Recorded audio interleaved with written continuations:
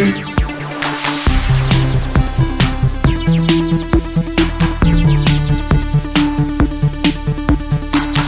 everyone, welcome to GameFace episode 214 on Sifted Games at sifted.net. This is our flagship show. We're here every Tuesday on Twitch live and archived for our patrons at sifted.net and patreon.com/sifted tomorrow. We're starting a little late today. Our apologies to those of you who have gotten used to our 1 p.m. Pacific start time. Our office, our studio flooded yesterday. A pipe burst in the bathroom, which is 2 doors down from our studio. It completely flooded the studio next to ours. I'm guessing there was probably inches and inches of water in there, and then came into ours as well. There are, right now, Mitch is in the studio, by the way, and there are huge fans in there. Our landlord has in there trying to dry out the carpet. It's all torn up. Our green screen was torn down. Our studio is a disaster right now. So that's why we didn't publish Sifted HQ this morning, as usual, because we shoot that whole show in there. We weren't able to shoot all our parts for it. We're going to try to get that to you guys tomorrow if we can. But there's a bunch of other things that are complicating stuff. We have curfews here. It's 2 o'clock right now in Los Angeles, and different neighborhoods in LA have different curfews. Santa Monica right now, which our studio is about half a mile away from the line for Santa Monica, their curfew is already they're already locking down the town. I think Venice as well. Los Angeles in general is 6 p.m. So we have time to get this show done, for me to run over, pick up the file, bring it back here, hopefully before curfew hits. So anyway, it's crazy what's going on right now for everyone across the United States. And, we're still dealing with the pandemic across the world right now. It's just nuts. There's really no other way to put it. I hope we're providing some catharsis for you guys, a moment every week where you can reconnect with people who love the same stuff that you guys do. I hope you guys aren't impacted negatively by the riots and the looting. And I do want to draw a clear line between the protests and the riots and the looting, because they're two different things. I support the protests wholeheartedly. Black Lives Matter. I'll say it a billion times. Been fighting against racism since I was 18. When me and my friends would go look for Nazi skinheads in the central PA area. And I'm not proud of what I did back then, to be honest, because we would hunt them down and we would beat them up. So looking back now, I was 18 to 20 years old. I was ahead of your time. I was young and insane. I wouldn't do that now. If I had a son who was 18 and he told me he was going to hunt a bunch of alt-right guys, I'd tell him not to. It was a different time back then. People fought with fists and not with guns back then. But it's very discouraging for me to think about what I went through as a late teenager fighting these scumbags. I thought it was gone, to be honest with you. I thought we were fighting the last wave of it, to be honest with you. And we stomped it out. They would come to the shows in the area at first. And once they saw that we were standing up to them, they stopped coming. It's the old adage of standing up to the bully. They're not used to being stood up to. And then they would retreat they lived in this town called Lancaster, Pennsylvania, which actually is where Sifter Mike's Q, our voiceover guy, lives right now. And that's where they were all from.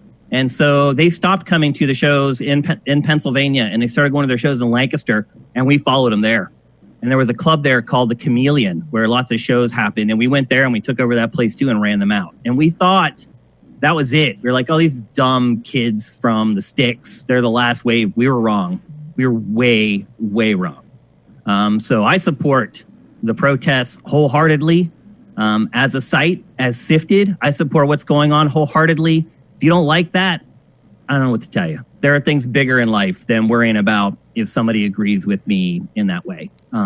It's just the way it is. So we're feeling the riots and the protests more than anyone.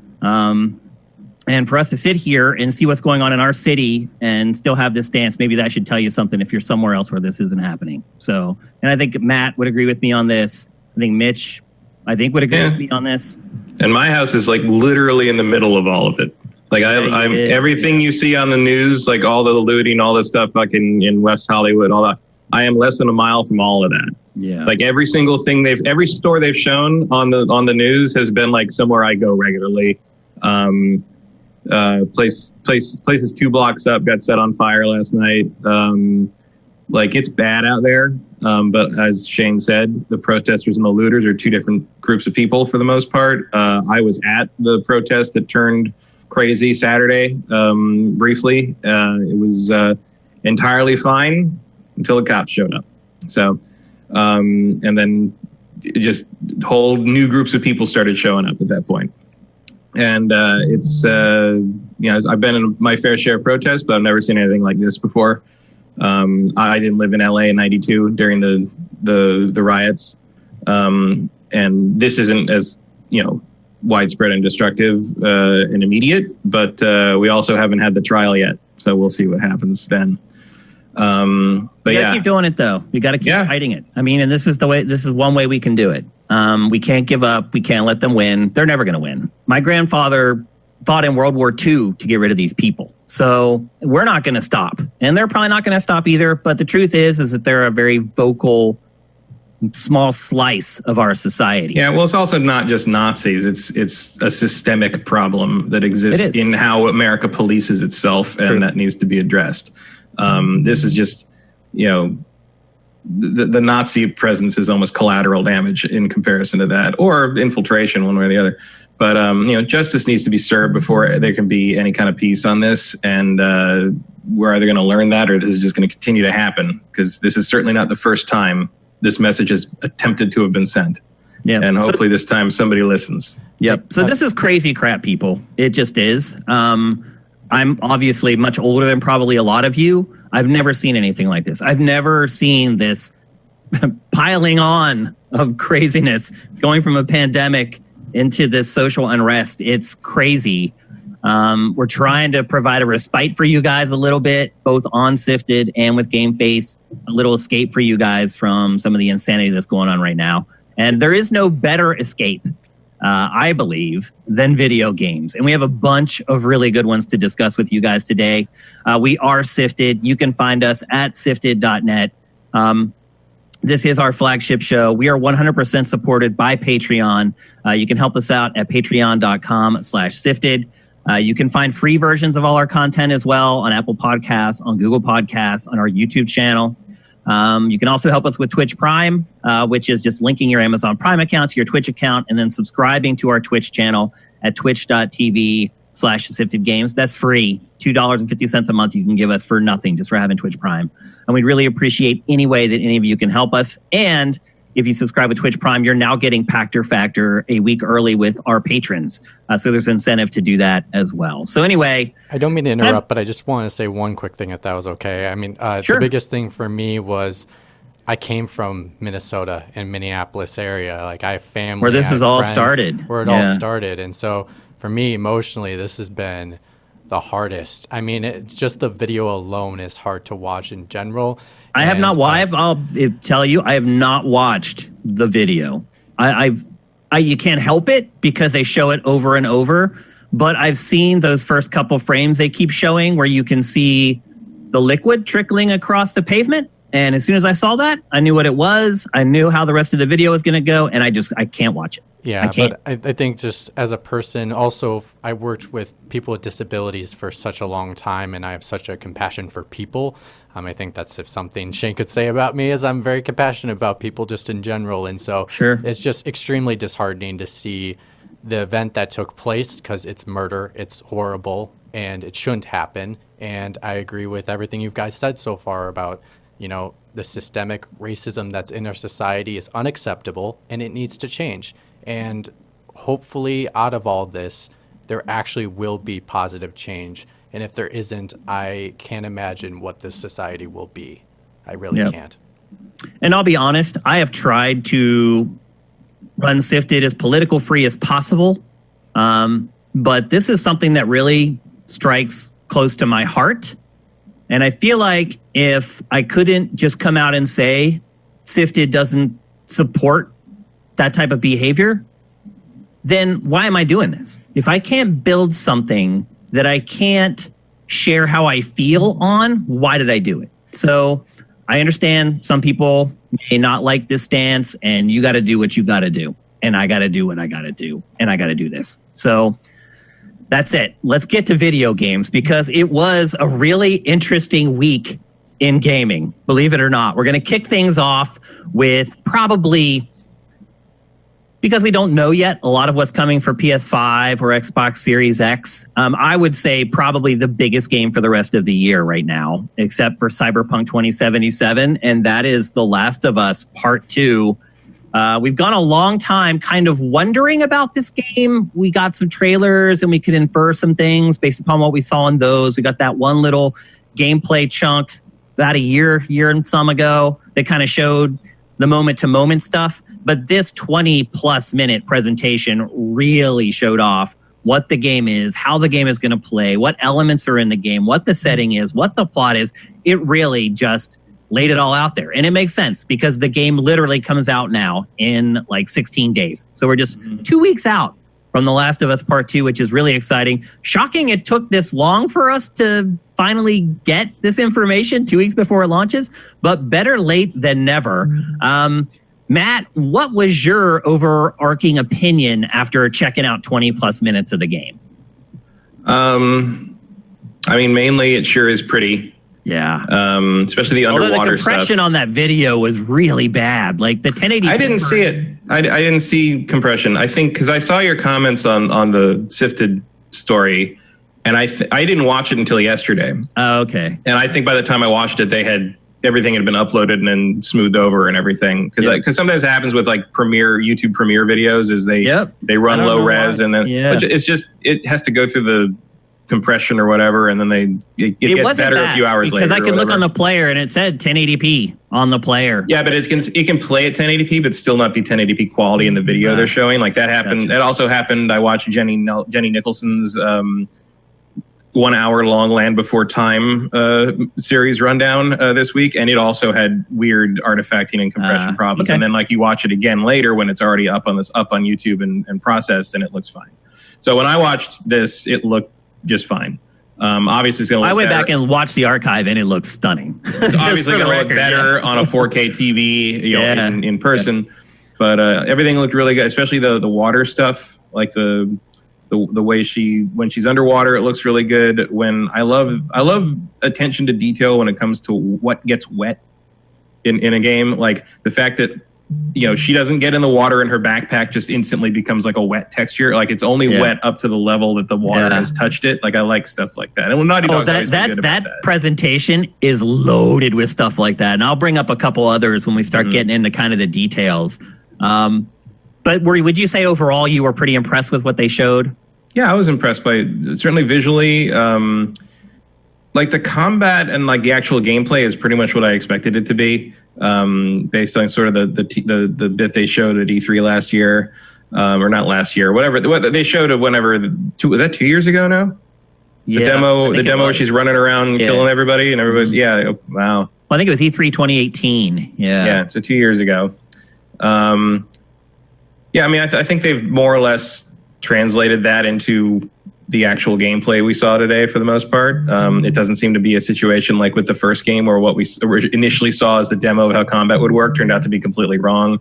My other, especially in terms of like the AI of the enemies, and in that realm, I think the thing that I perked up the most about was probably the bit where she sets the clickers on the WLF people in like the subway tunnel. And you see them show up and you see the WLF guys like react pretty believably to being ambushed by these things. And they sort of pull back and back off like realistically in terms of like kind of laying down fire and like retreating to a better position. And then the zombies kind of come around to the side. And I'm like, okay, that's cool. Like I thought that looked really good. Like in terms of like, not just in terms of believability and presentation, but in terms of like, if I threw a rock and that happened and I got to watch that happen, like I find that to be a satisfying result of trying to like distract the enemies. So overall, I think I was very impressed. And I was also impressed by the very last thing in the demo. The story is clearly not what I thought it was going to be. Yeah. There's more there. And I think they're very smart to not say what happens to drive Ellie out of Jackson and into the world to do what she's going to do. But that little tease for what apparently it was at the end of that is, because after that I'm like, yeah, I'm playing, because I haven't looked at the spoilers. I haven't either, and I won't. And so after that, I was like, yeah, I'll play. I'm in. Like, I want to know what happens for sure. Yep. Before we move on, I want to thank a couple people. Tiny2K and Sound Wizard are going it toe to toe again, gifting subs to everybody. Thanks, you guys. That's flipping awesome. Also, JMRain99 jumped in and dropped a few on our viewers. Thanks, guys. Another thing I want to bring up, you guys can check sifted.net right now. We finally have our streaming live on Twitch alert working in the header of the site. So in the top right in the header, anytime we're live on Twitch, you'll now get an alert. You can go there right now and you can see it. Glad to see that's working. I've been working with Brent on some stuff this week, and it looks like that's one thing that is working correctly. So pretty excited about that. Let's get back to The Last of Us Part 2. I took extensive notes while I was watching this, because after I watched the first 60 seconds, I started to realize that there was just so much stuff planted in there to show off all the work that they've done. So I have great notes that's going to guide this conversation. First of all, it picks up several years after the first game, 25 years after the pandemic began. Joel and Ellie are living in Montana in this kind of encampment with a bunch of other survivors. It's very much Walking Dead. They've found their latest homestead where they're holed up with a bunch of people. They don't explain it, but something horrible happens, and they do explain a little bit of it, but I don't want to spoil it here on GameFace. They're in Wyoming, by the way. Wyoming, that's right. What did I say? Montana. It's the. I always mix up those states for some reason. No offense to anyone who lives there. Yeah, well, it's all just open. Yeah. But it's the place where, I believe Joel's brother sets up. Like, they get the dam working again, and they decide to set up a colony there, pretty much. Yep. And something so apparently that's going pretty well for them. Yeah, they're happy there. Yeah, and in fact, the scene that you saw at E3 last year where they're dancing in the barn, that is at that homestead where they've all kind of got together and they're living together. Something terrible happens. They do hint at what it is, but I'm not going to say here on the show. And that sends Ellie out on the road on a quest for revenge. They said that while they do travel to the Pacific Northwest, most of the game takes place in the Seattle area. And I think we kind of knew that. There were some rumors that were floating around for a while about that. I think we kind of had a hint at that already. Yeah, you're right. Jackson, Wyoming is where they were settled before. Ellie is 19, by the way, in this game. So she is a young adult. She is no longer an innocent tween like she was in the last game. And obviously she's an adult now. She has adult feelings, adult emotions, and something sets her off that sends her out to extract revenge. They said that the game spans multiple seasons and climates. Obviously, if you're traveling halfway across the United States, you're going to see a lot of different territory. And we all know Seattle is like a very unique biodome as far as its climate is concerned. But most of the game does take place in Seattle. One of the big things I think that people will be struck by at first is the addition of traversal stuff. Traversal was a bit of a sore point in the first game, along with a couple other things that I've kind of mentioned over the years. But it looks like they've really fixed that. They've added ropes into the game, and you can kind of rig up a rope and then swing across like pitfall style across gaps. Well, I mean, they pretty much just lifted that from Uncharted 4. Yeah. So it makes sense. The engine can do it now, so you might as well use it. Yep. There's horseback riding, which is a big part of the game, and they show that extensively throughout in like the little mini kind of trailers that they cut and in the gameplay. They show multiple scenes with more than Ellie on horseback. So you'll be traveling with other compadres by horse. There's flooding, as they mentioned, like there's climates and the weather and everything. Like certain parts of the levels get flooded, and then you get like a little like outboard motor boat that you can use to get around. So it looks like do you think there's an open world, Matt? They didn't really mention that. Yeah, they said it's like going to be they said it's going to be huge open spaces, bigger than anything they've ever made before. Yeah, but he didn't say open world. That leads me to believe it could be like Uncharted 4, where it's kind of a pseudo open world. Well, I think that's a difference without a distinction at this point in games.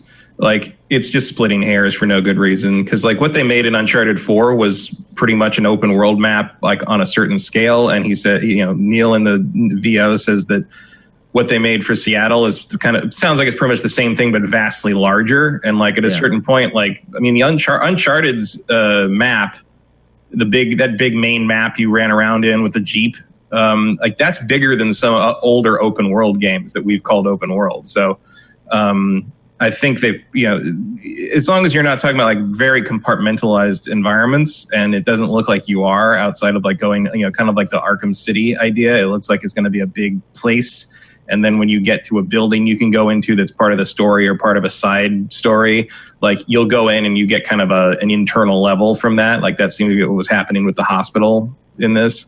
Mm-hmm.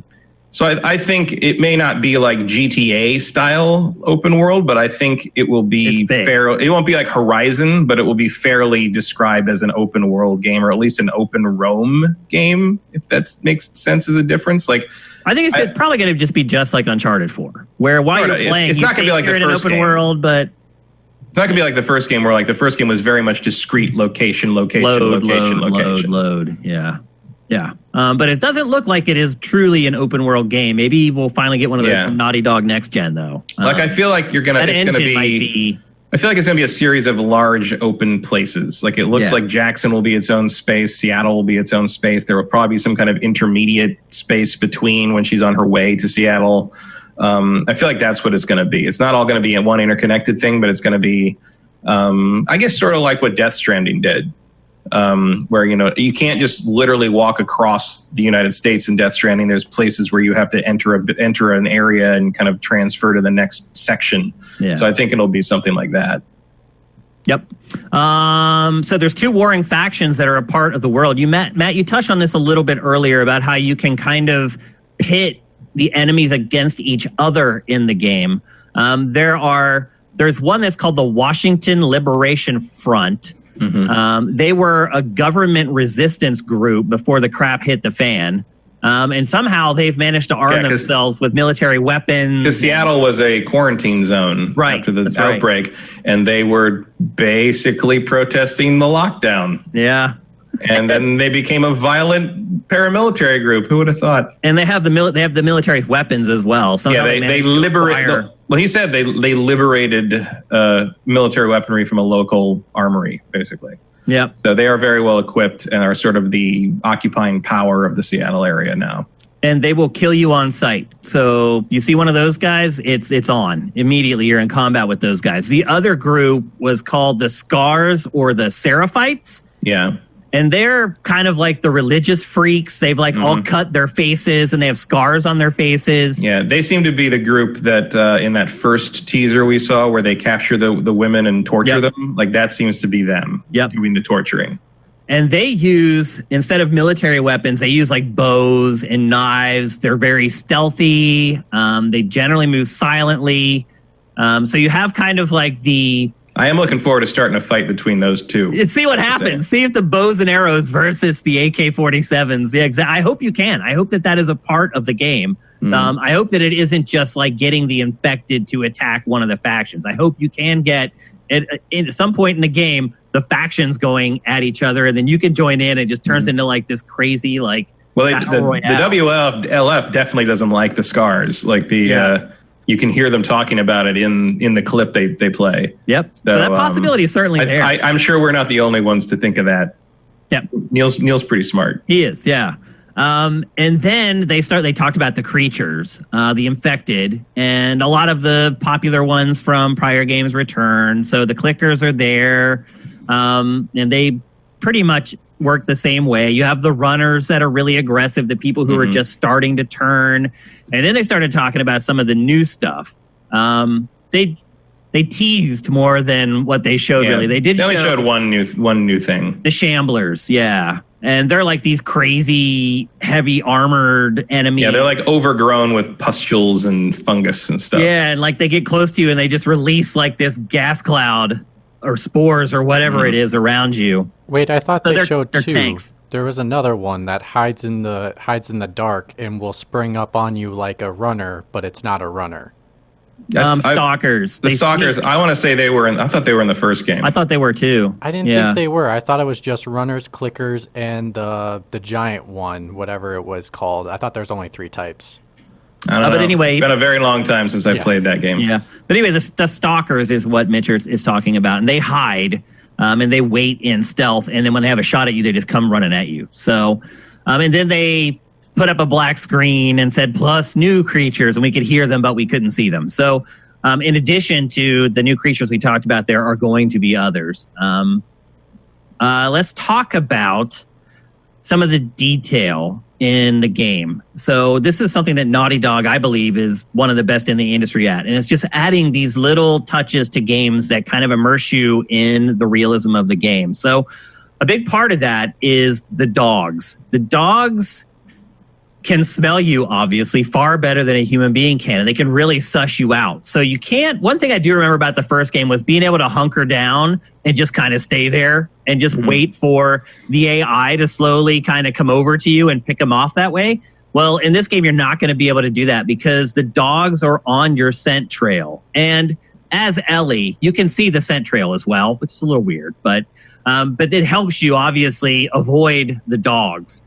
And then, Matt, you're talking about visual details earlier. There's one scene in this presentation where Ellie is inside a building watching the patrol go by with the dog. And I think she coughs or she sneezes or something, and the dog perks up. And you can see the leash on the dog. When the dog turns its head, the leash pops up over the head of the dog and falls back down on the other side. And once I saw that, then I started really paying attention to and it is just loaded with that stuff. Like, you can see why their games take so long. Was it worth the time and effort to make that leash realistically hop over the dog's head like that?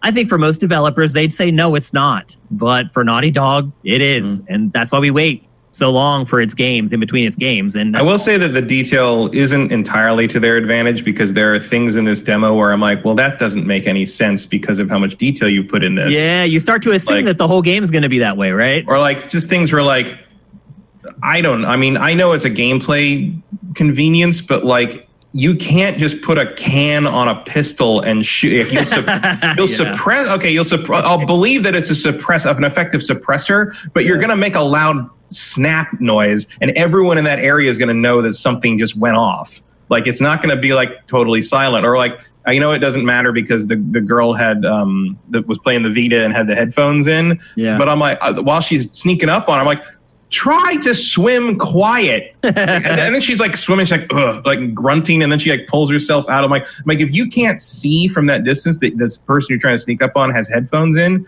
you should be trying to be a lot quieter. And I know that's nitpicking, but the that's level the of detail, that they set. You make me start to question why that isn't there. Did you notice also in that same scene, when she is swimming through the water, did you look at the water?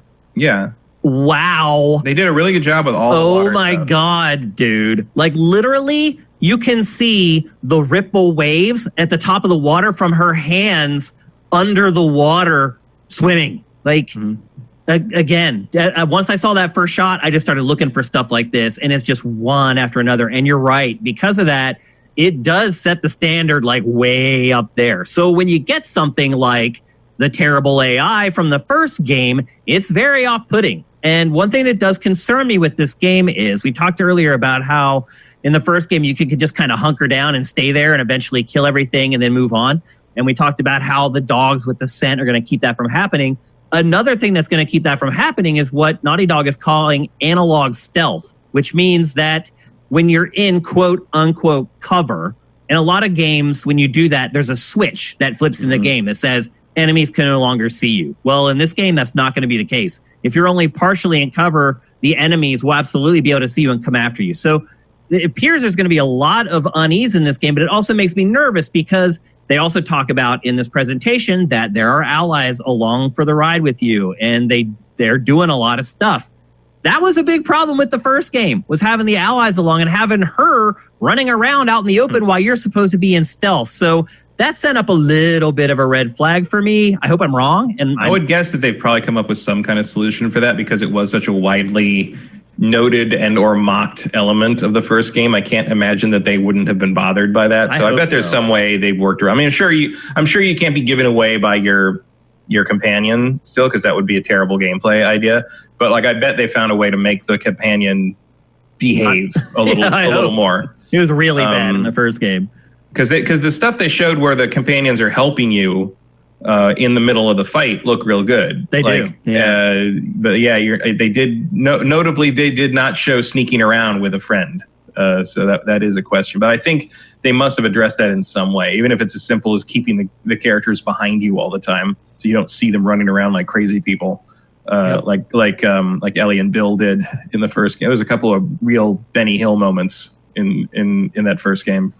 Just over and over and over again. It took all the tension out of the game. You're like, oh my gosh, I got to get away from these clickers and I got to hunker down. And then you see like her running around in circles, like out in the middle of the room. It's like. But I also like the addressing of kind of the, like, part of the thing that took me out of the first game was sort of how like, I don't know, I guess how almost slapdash some of the gameplay elements felt in comparison to the presentation, where like you had to pick up like the spare parts and stuff. In a nutshell, isn't it? Yeah, but like you had to pick up spare parts and stuff, and Joel would kind of go like kind of mime grabbing nothing, or like you just sort of like instantly create stuff. In this, like, you know, she's clearly reaching out and grabbing the individual objects that she's picking up. When you want to craft something, she pulls her backpack down and unzips it and like makes the thing right. Like it take, you know, they've taken a lot of the gaminess out of that kind of part of the gameplay. For sure. And that's exactly what I think what they needed to do. And I might annoy some people, but like if you're going to go for the fidelity they're after with this game and the sense of place and the sense of purpose, like you're going to have to put some of these kind of what someone might call tedious elements in there, and not like to the degree that say Red Dead Redemption 2 does. Like, that's going the complete other direction way too far. This is clearly still functional on a gameplay level, but they just add that way. The fact that when she wants to make something, she whips that backpack down. You hear that zip of unzipping the pack to like get the stuff. Like I'm into it, to the point that at one point, like I was watching this after she did that a couple of times, and then she reaches behind and grabs something like her gun or something off the backpack. I was like, wow, she must put everything in the same place every time, so she knows exactly what she's grabbing for. And it was interesting to me that I thought of an in-universe explanation for that before. I thought, well, it's a gameplay contrivance and it doesn't matter, because they've made her look so believable doing that like it just feels like she's super prepared rather than she's magic, which I think is a pretty big step compared to the first game. Yep. They also talked about how fleeing is a viable and necessary tactic in this game. Just running away, reestablishing stealth, kind of regathering yourself, and then setting up for the next confrontation. How do you feel about that idea? It's good. I mean, as long as they give me the tools to, you know, to stealth kill, to directly confront, and then to regroup, I think those three pillars will make the whole thing work. And I think one of the problems with the first game was they really only had stealth. Like once you broke stealth, everything got real messy and it wasn't fun. Like it was doable, but it wasn't fun. And this looks like it stays interesting and fun no matter how you have to play the encounter. And so that's a big jump to me. That's a great segue into the next point, which is that they have done a good bit of work on the gameplay. I think we both agree that was probably the weakest spot of the first game. Like you said, once you got out of stealth, everything just kind of fell apart. It looks like they are addressing that directly. First of all, Ellie is far more agile than she was in the first game. She has a sprint. She can dodge. There's a counterattack in the game, so if you time your dodge right, you can counterattack. There's actually seems to be a fairly robust melee system. Yeah, and again, like that may have come from Uncharted 4, I think, maybe. Yeah, a little bit. Yeah, but it's but obviously it's a little more brutal. Like Uncharted's a cartoon in comparison. Yeah. Oh, absolutely. And that really was when I asked you at the beginning, like, what was your overarching opinion of the game? My overarching opinion of the game after watching this, one, was that it looks freaking awesome and I can't wait to play it. But two is like, oh my God, it's really brutal. Like, really brutal. The I don't know who did the research on what a dog sounds like when it gets set on fire, but I don't think I'll be doing that. People haven't freaked out about that yet. That was another thing that I posted in the comments on Sifted after I watched it was, man, people are going to be upset about the dog being killed. But I haven't seen anything from anyone about that yet. I mean, Druckmann said you never have to kill a dog if you don't want to. Obviously, it's going to make it a lot easier if you do. I'm just saying. How did they record that? You probably just take a whining dog and pitch it up, and like you can do a lot with audio tools. Yeah. I feel bad for the audio guy who had to do that for a day, but like it's effective. It's brutal across the board. Everything about it is so stark and bleak, and I just wonder, man. Like right now, if there's a lot of people who want to play something like, I mean, sometimes things like that can be cathartic. It can help you kind of get out of that mood because you're kind of exercising those demons, so to speak. But right now, I mean, I don't know if this game could have come out at a worse time, to be honest with you. How do you feel about that, Matt? I mean, that stuff doesn't bother me. It's fictional. Like, well, yeah, but like I probably won't set the dog on fire because that's a terrible sound effect. But like, I don't know. Like, it just doesn't. Those are two different things to me. I don't know. What are two different things? Real life violence and fictional violence. Well, they're two things to everybody. Yeah, but like I don't really understand what you mean, I guess. Are you saying that video games have no impact on your mood at all? Not negative, I would say. No. Really? And movies either? I mean, like, I'm not going to say like negative, like a violent movie necessarily, no, but like something that like gets into something like Irreversible was disturbing to me. But like a really violent like action thing, no, not usually. Like Gaspar Noé, I find disturbing, but that's because it works on a psychological level as well as a visceral level. This doesn't really like trip that switch for me in the same way. I mean, it might once it's more in context with what's happening. Like this is sort of a removed slice of what's happening. I'm not a big fan of killing animals in games anyway. But it's not something that makes me look at it and say, like, "Oh, I don't know if this is the right time for this." Like, I don't really have an opinion on that. Yeah, I think I would argue though that most people aren't like you though. I would accept that. Media does impact them pretty heavily, and I just wonder if a lot of people are going to buy it no matter what. It's The Last of Us Part 2. It's Naughty Dog's new game. Blah blah blah. I mean, I would argue that to some degree, you're buying this specific game. I think you're buying it to feel a little uncomfortable, right? Because it's not exactly sunny material. I just feel like we're already there. True. I mean, true. It just seems like it might be piling on. It's interesting to consider. I mean, that might be why I'm looking more forward to Ghost of Tsushima. That's true. Like subconsciously, it could be. Absolutely. So it'll be interesting to see how people react to this. Obviously, tons of people already know what happens. I'm not one of them. And a lot of them aren't happy about it, but whatever. But anyway, I'm looking down the road 2 weeks from now, and I'm hoping that things are a little brighter in 2 weeks. I guess I'll just put it that way. Because good luck with that. I know, but at least by then, maybe, the looting has stopped or something has been taken off the plate. So it's not just completely out of bounds. I'm going to play it. Obviously I have to, but I would rather play this game when I'm not already in the state of mind that I believe it's going to put me in. Does that make sense? Yeah. I mean, for me, like I more react to stuff like that. Like I did with like saying Neo 2, where like, it's not that the subject matter bugs me. It's that it's frustrating to me, and I just don't have the patience right now. Like that's how that kind of thing affects me. Yeah. As long as it's as long as it's not exploitative and sort of cheap grindhouse nonsense, like I'm not going to react too poorly in that regard to something like this. Especially because, like, to me, the thing that got me most interested and most engaged was the very end, the character moment.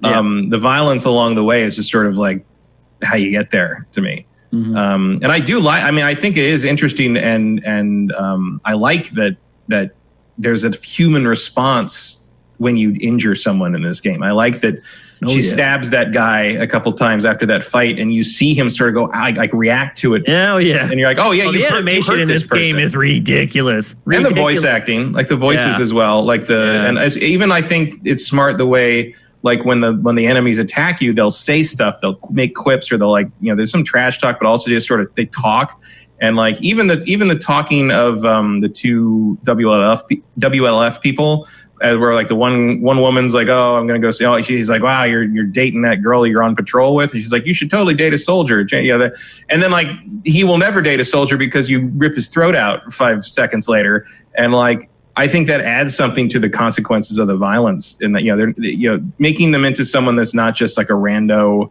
cannon fodder character. And you're like, well, this guy who was just like thinking like, oh, maybe I should do that. Like you're watching him like sort of bleed out and scream on the ground there, even though no one else hears it.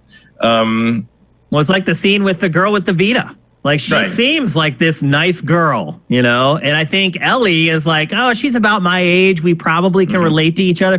Tries to take it easy on her, and she tries to kill her. Like, and then Ellie said after that, Ellie says that was stupid. Yeah, and the thing about that line was sort of running in my head for a while as Ellie was going further into the area, because I'm like, did she mean it was stupid that she killed her? Did she mean it was stupid that the other girl tried to make a move and then that's why she died?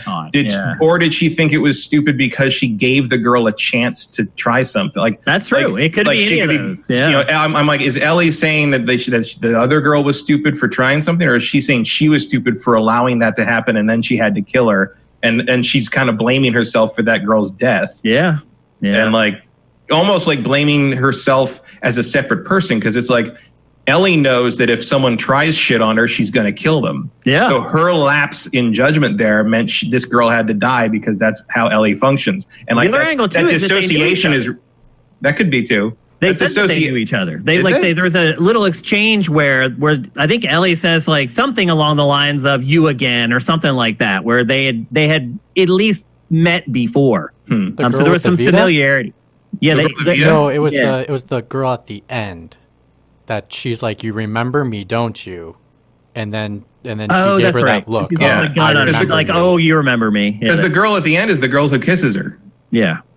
No. The girl. No, it's not. No? They're two different people. No, that's a different girl. I thought that's who they were chasing. No, I don't know yeah. No, it's not the same person. Because I have a feeling I know what the plot is. I haven't seen anything about the plot. What's the name of the girl who kisses her? I have no idea. Oh, I don't remember her name, to be honest. Yeah. But anyway, as your point is that the dialogue in this game is multi-layered. It's not something that we get in a lot of video games. So some of the jankiness in the gameplay, if it's still there, some of the other smaller issues, I can generally look past that stuff, because the other stuff that we're getting is so far and beyond what we usually get from games that I can overlook some of the rougher edges.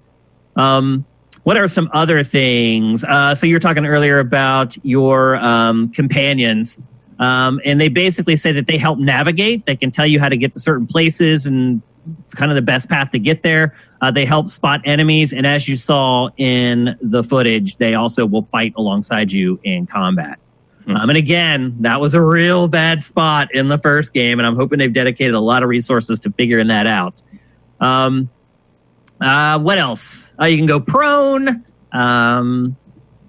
They said that a lot of times you're going to be attacked by multiple threats instead of one, which one thing I would say is, again, earlier, you could kind of hunker down and just kind of take on enemies one at a time if you were smart about it. They're saying you can't really do that in this game. And that ties into also the whole fleeing thing they were talking about earlier. If you get overwhelmed, run away. Or you can, as Matt was saying earlier, you can pit enemies against each other to help thin the herd. And we've seen this in other games. And then let them take each other out and then come in and kind of clean it up. I think we saw that with Days Gone. That was a pretty popular tactic in that game as well. Kind of get them to fight each other and then jump in and finish off what's left. Crafting. The crafting system looks pretty extensive. I wouldn't say that this is like bordering on an RPG or anything like that, but it certainly has more RPG elements this time than the first game did, at least. And they're a little bit deeper.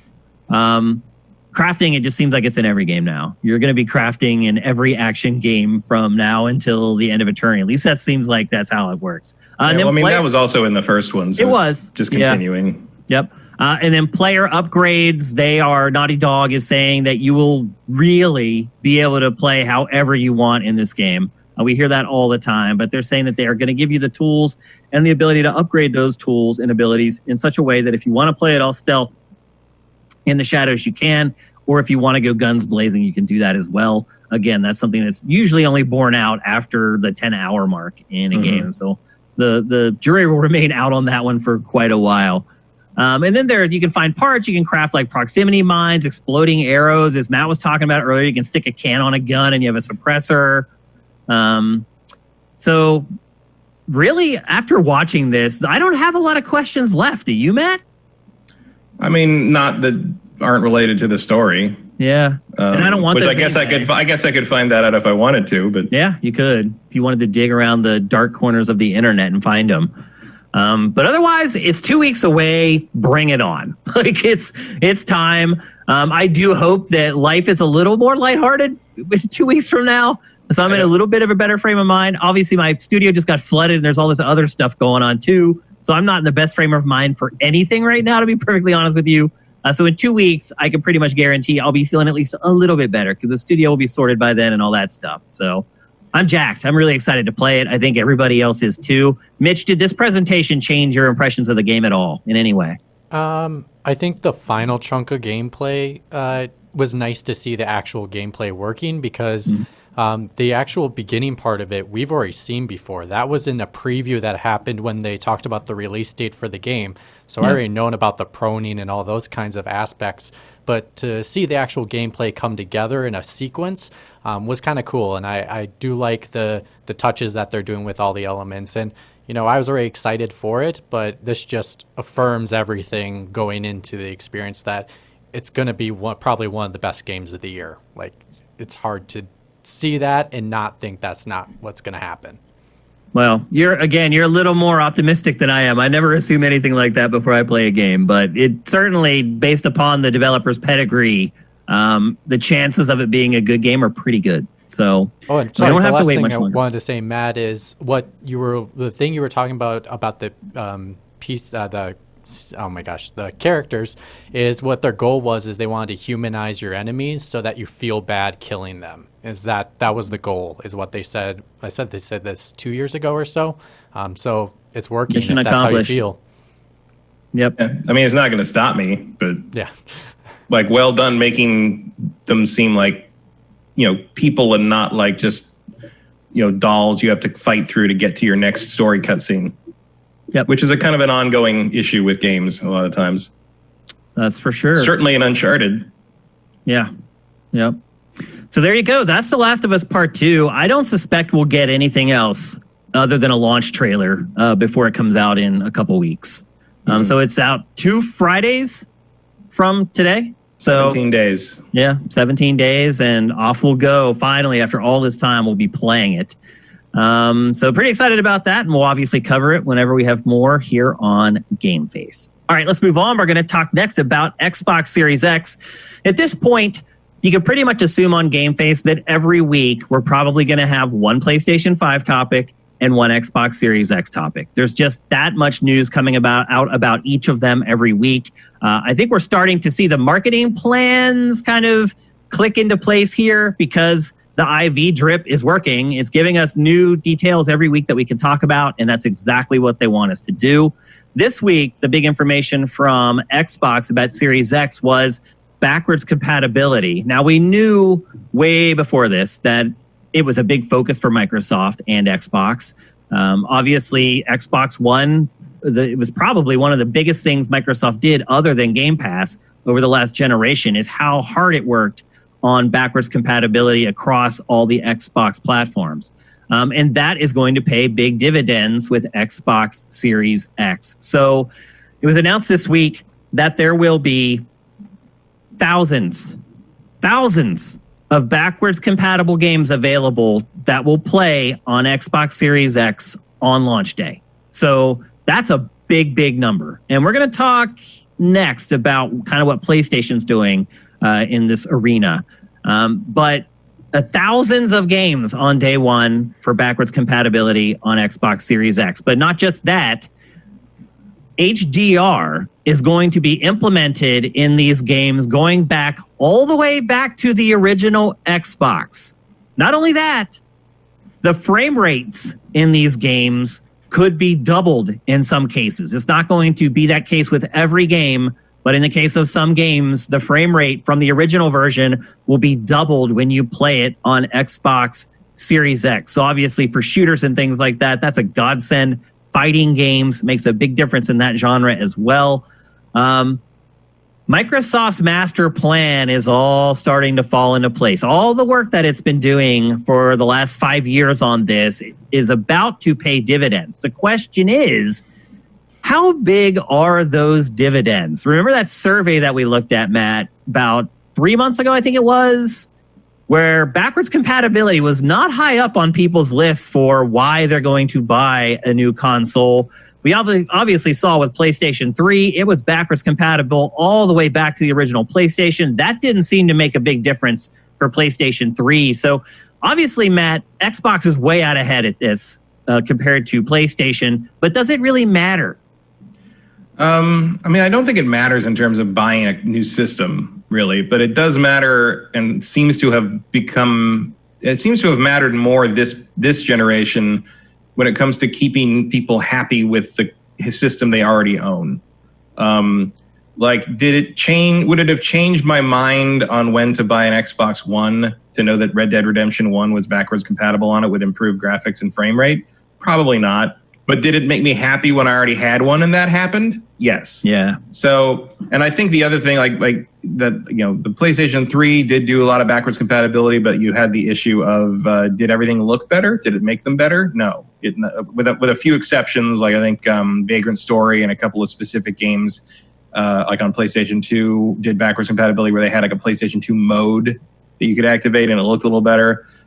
This is sort of a much wider and far-reaching thing. Like, and I wonder, if they're saying thousands and thousands, like that's almost every game that came out for the last two Xboxes. It sounds like it is every game, but they can't say every game because there might be something in there, like five or six games that don't work. Yeah. Like, look, if I can stick Mech Assault 2 in this thing and let it see it with HDR at 60 frames a second, I'm going to be pretty pleased with that. That's a pretty big... I don't know if I'm going to be $500 pleased with that, right. But it's a neat party trick, I guess, is how I describe it. And it's also like one more, they've done a really good job with that this gen. Like the Xbox One's backwards compatibility is one of its strongest features in terms of sort of like starting the system up and being like, oh, what should I play? Oh, play Knights of the Old Republic. Fuck it. Yeah, even if you don't have something current to play, you can play an old favorite that looks better than it ever has. Yep. And that's a cool thing. And that might be a nice way to sort of like counteract the probably inevitable drought of new software going forward out of the launch window. Because it's not like they have, Nintendo's launch schedule where you're going to have big stuff continually coming and filling in those gaps. You don't have, Sony's first party lineup where you're probably going to have a big game every quarter moving forward. You're going to launch Halo, you're going to launch Forza, you're going to maybe have Fable in there, and then we're all sort of just waiting for Hellblade, I guess. We're waiting for those 12 studios to churn stuff out, basically. And so, like, the ability to kind of like hype up the fact that you can go back to like an old favorite and it works even better now, like that's not nothing. It's not like a reason to win the generation, but I like it. Like, I like that it's there. Yeah, how could you not? Yeah, I like that they're building on that, and I like that they're trying to like improve it and trying to make it more universal, while Sony seems to be having a much harder time committing to that idea. Yeah, I put very little value in backwards compatibility. I have a PS3 Fat. I think I used the backwards compatibility on that 5 times ever. And like 2 times it was to play like Wheel of Fortune for PlayStation 2 with like a family member. Like, I never really used it at all. And a part of that is, it's been my job for 20 years to just keep moving on to the next game. And I don't have time to go back and replay old games. So for me, the value of backwards compatibility is pretty nil. It is nice, like if you want to do features on older games, you need to capture footage of it. That's when it's nice to have something like that. You can just stick your old disc in there and get some footage real quick.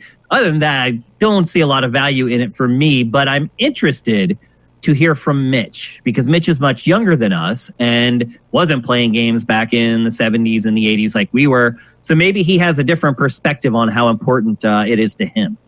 Backwards compatibility for me, actually, I was writing notes about this exact thing. It mattered to me when I was a kid, though. For me, because I would always be selling a console to upgrade.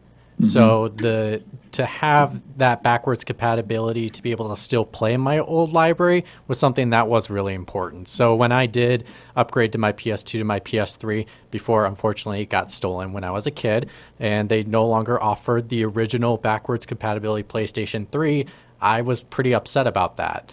But I think did you use it a lot? The backwards compatibility, you did? Yeah, I did, and also because I was a kid, I didn't have a lot of money to spend on games. Right. So to be able to have my old library to go back to whenever I want is really nice. Yeah, that's a good point.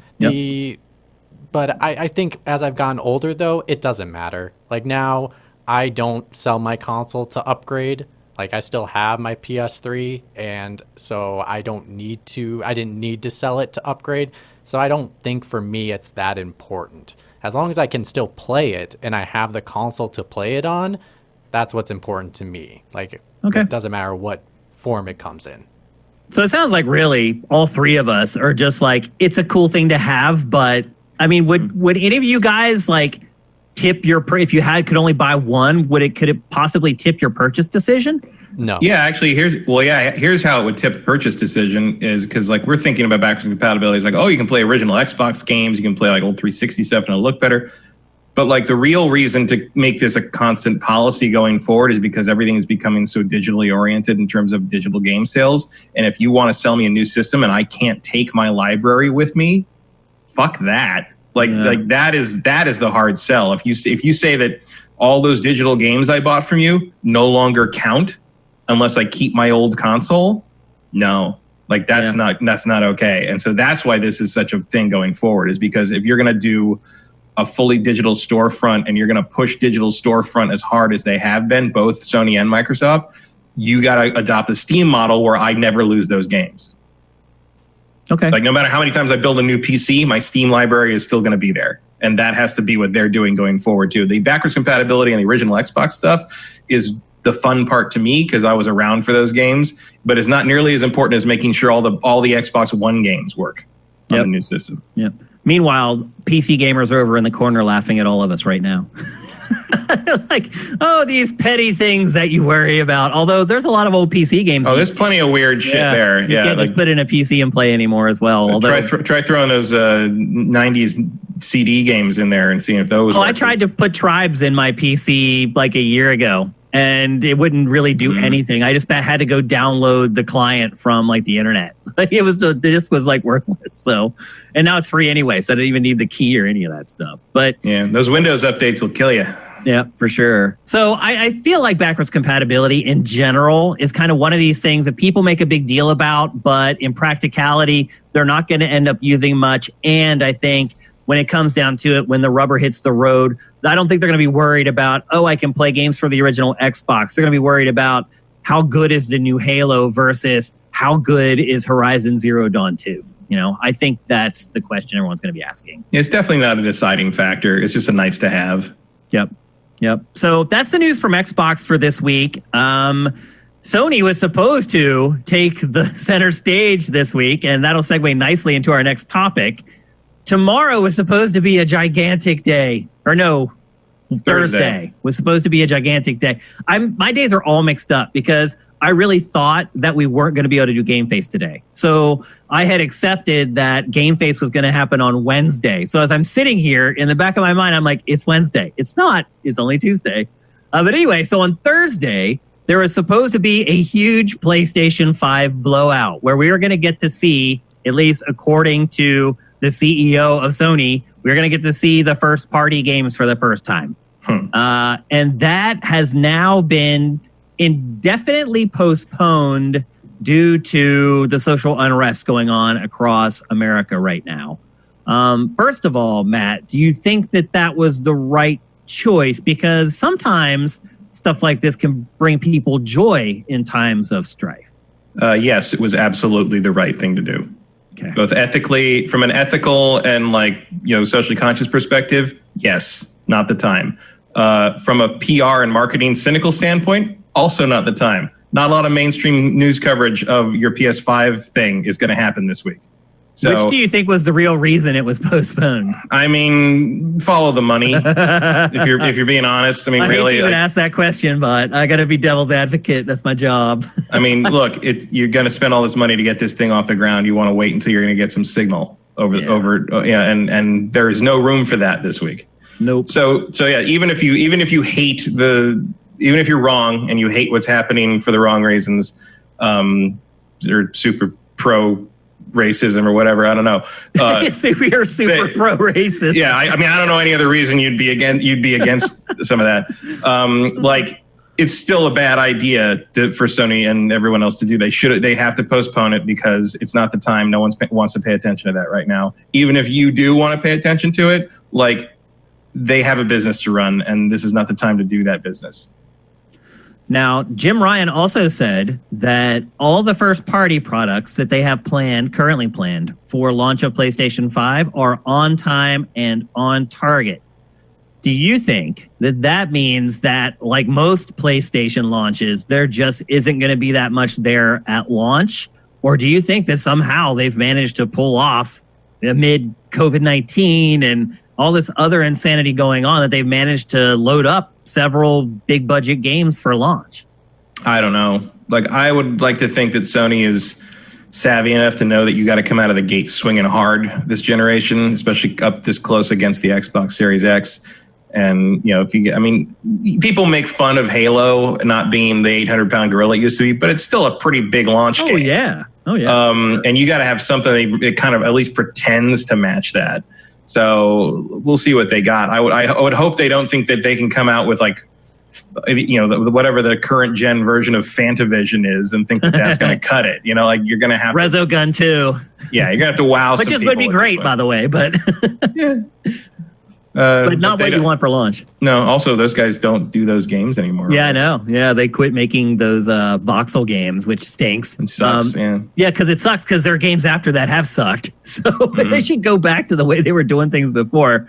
Matt, do you think that what I think is likely we're going to get one big AAA game for launch, first party AAA game for launch of PS5. And I think it'll probably be Horizon Zero Dawn 2. I think it'll be two. I think they'll give us one big, maybe Horizon 2, maybe something else we don't know about yet. Like an Ape Escape from Tokyo Studio. And they'll give us Gran Turismo.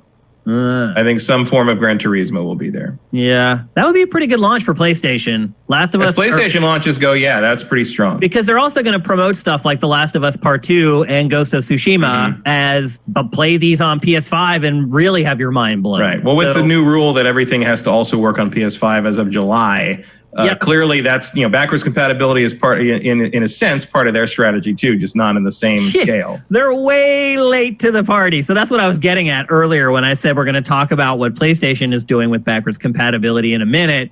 This is what I was talking about. So this week, PlayStation said to all its partners that are making games for PS4 that every PlayStation 4 game that releases after July must also now work on PlayStation 5, which great. It's good that they're doing that, but they should have done that like a year and a half ago.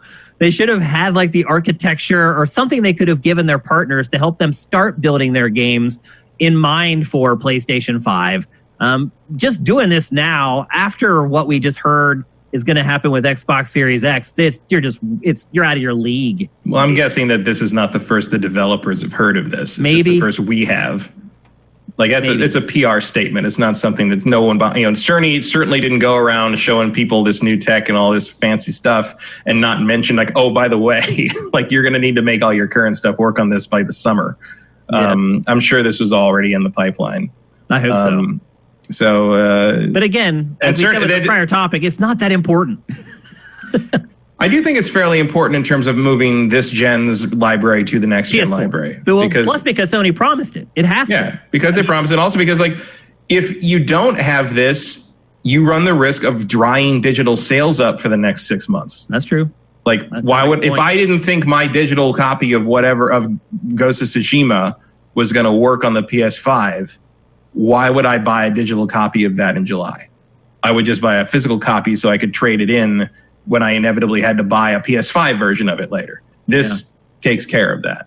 People in chat are bringing up all the rumors about Demon Souls, the Demon Souls remake. Yeah, I know. Demon Souls. What do you think the probability of that is? 10%. Yeah, I mean, I know everybody thinks that it's like some kind of guaranteed thing, but like, I think a Bloodborne remaster is more likely. Or just them updating Bloodborne. So it runs with 4K textures or whatever they need to do for PS5. Also, I know everybody loves Demon Souls, but it's not really that good anymore. So yeah, I think it's fix it though. It could, but I think it's pretty creaky comparison to the Dark Souls games and Bloodborne. I mean, describing it as creaky, I think is probably the best single word you could use to describe Demon Souls. Seriously, and not even just like it, just everything about it. Yeah. And I mean, it still works. Like, I mean, after I finally figured out how Dark Souls works, when I did Dark Souls 2 for the review and everything, went back, played Dark Souls. I'm like, oh, I like this now. I went back and I played Demon Souls, which is the original Souls game that I was like, I don't get it.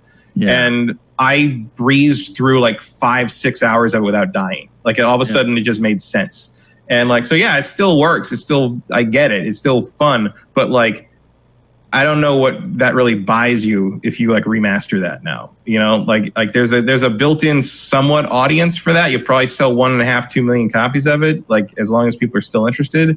But like, I don't know, like it's a little Shenmue 3 in terms of the move you're making there, and I don't know if it's worth it. And From really seems to want to just move forward and not look back on that stuff. And I don't know if I trust giving From's games to an outside company to remaster. That's right. A remake? Okay. Or no, a remaster? Okay. Yeah. A remake? No. I feel like you are probably remaking that. Yes, exactly. Because otherwise you're porting stuff for the PS3 architecture, and that's a pain. Yeah. So they would definitely remake it. And in that case, I agree. Putting it, and there are some good port houses out there that might be able to do a decent job on it, but I don't know if you want somebody fiddling with that formula. I don't know. I think just give a nice big Sony-funded patch to Bloodborne, up the resolution really nice, up the frame rate on the PS5, fix the frame pacing problems, and then just say like, here's this, enjoy Bloodborne, enjoy Sekiro, Elden Ring is coming, just hang on. I don't know if Demon Souls buys you the cachet that everybody thinks it will in the hardcore circles. I don't think it's that valuable. I think they probably sell a few million copies. I think people just want all the Souls games in one place, which I understand. Yeah. But like, I can't imagine Sony feels that's a priority.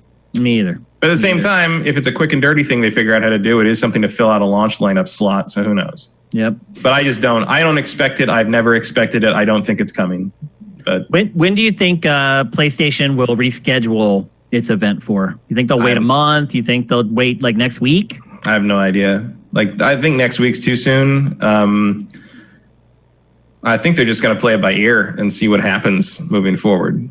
If the unrest dies down and some kind of like real discussion is had and people feel progress is made and it feels like a time you can release a big game system blowout and people aren't going to look at you like you're being tone deaf, like, sure, but I don't know when that'll be. Yeah. Like, I would think we'd probably see it before Ghost of Tsushima comes out, but yeah, I'm done trying to predict what 2020 is going to do. Yeah, that's a fool's errand. Isn't that funny to go back and look at everyone's 2020 predictions? Nobody could have ever predicted like that tweet says, everyone who had the interview question 5 years ago about where do you see yourself in 5 years was wrong. Yeah. They were really wrong. I just hope that Sony has a chance to do the presentation before the Yellowstone supervolcano blows up. Yeah. Because that's probably coming too, let's be honest. That's all that's left. That's July. August is Godzilla. September, the aliens arrive. Like, it's just going to keep going. Well, October, that's wave 2 of COVID. Yeah. Yep. It's just going to keep on rolling. Can't get out of this year soon enough. I think probably a month delay is probably how long it'll be. They can't wait that much longer. I mean, they're a few months out from launch at this point. So I would think a month max. I would say probably before the end of June, I think we're going to get it. I mean, I'm sure they prefer to do it in the June 20s, somewhere in there. Kind of, let Last of Us come out and give it a few days of hype and then, reveal some stuff. Kapow. A few days later, June 25th, something like that. Yep. I don't know what day that is actually, but again, you don't know what the world will be doing by then. There's no way to know. There really isn't. It's harder to predict now than ever. But if I had to guess, I would think Sony would be kind of like tentatively thinking, okay, we'll push it like 3 weeks and see what's happening on like I don't know, the 25th or so, and if everything's still terrible or things are differently terrible, they'll make that call then. Yep. Okay, let's move on. We're going to talk now about Switch. I will say this. Switch is not getting as much airtime in GameFace as it has for the last couple years. I've mentioned it in the last couple shows that things are really kind of starting to slow down. And Nintendo has tried to take the brunt of that, take the edge off of that by re-releasing old games. And most of them have been Wii U games that they would then retitle as whatever deluxe and then release it on Switch. However, Xenoblade Chronicles is a little different, and that's because it was originally a Wii game and not a Wii U game. And the title is not Xenoblade Chronicles Deluxe, it's Xenoblade Chronicles Definitive Edition. This game, how many years old is this? At 11? 10. Old, 10. It's a decade old. It was also ported to the 3DS, and if you remember... Not tremendously successfully, but yes. Yeah, well, it ran at like 10 frames a second. Yeah, it was rough. And at that, you had to have the hyper-powered 3DS with the little analog nub to even play it. Yeah, so, one of the few only on new 3DS games. Yep, it was one of the few. And so very few people played that because nobody had that version of the 3DS. Look, man, I love this game, and I only got like an hour into that version. It's painful to play. It's pretty much unplayable, yeah, for the most part. So Nintendo did us all a solid, and it has... I don't know how to describe it, if this is a remaster or it's a remaster. It's a remake. Is it a remake? 100%. They remade the whole game in the Xenoblade Chronicles 2 engine. Did they? Yeah, okay. That's what this is the Xenoblade Chronicles 2 engine. So that's why all the character models are different. All the landscapes are the same but different. Like they rebuilt the entire game in the new engine. Okay, so this is a remake then. This isn't just a remaster. They didn't change anything that I can. Well, they did. See. They changed some stuff. Prologue now. They've changed a lot of stuff. There's an epilogue. The prologue's the same, but that's a separate thing you have to pick from the menu. Yeah, and they tell you to wait till you finish it before you jump in. The main game is pretty much the same right down to the animation choices. Although the facial animation is much better in this. Because menus, way better. Yeah, they improved a lot of that. They improved a lot of the quest tracking. It's a more playable game now. Oh my gosh. It's like, to me, it's like night and day. And one thing we should say before we start discussing this in depth is that Xenoblade Chronicles was one of the highest reviewed games on the Wii. It was top 5 easily. And it was only in the top 5 because you had games like Super Mario Galaxy and Super Mario Galaxy 2 that are in there with it. So it was reviewed extremely highly. So, and I did play it back then. I think I actually played the European version. Yeah, I imported the European version. Yeah, and you can tell that this game was localized in Europe because the text says like whilst and like it's very British, and all the voice actors are British stage actors, which is nice because you haven't heard them before 1,000 times. Yeah, for sure. And so I did play it back then, and it was a gigantic game then. It's a gigantic game now, and I had forgotten how good this game is. Not completely, because I did remember it was one of the best games on Wii, and I remembered certain key plot points from it, but a lot of it I had completely forgotten, and I have been completely blown away by this game. This game is freaking amazing. Yep. It deserves every accolade it has ever received. And I will say this too, this remake is great. They did it looks way better than I ever thought it was going to. Like it's actually titled correctly. It is the definitive edition. It absolutely is. And I had forgotten how cinematic the game was. Like I didn't remember the original having as many cinematics and cutscenes and voice acting as it has.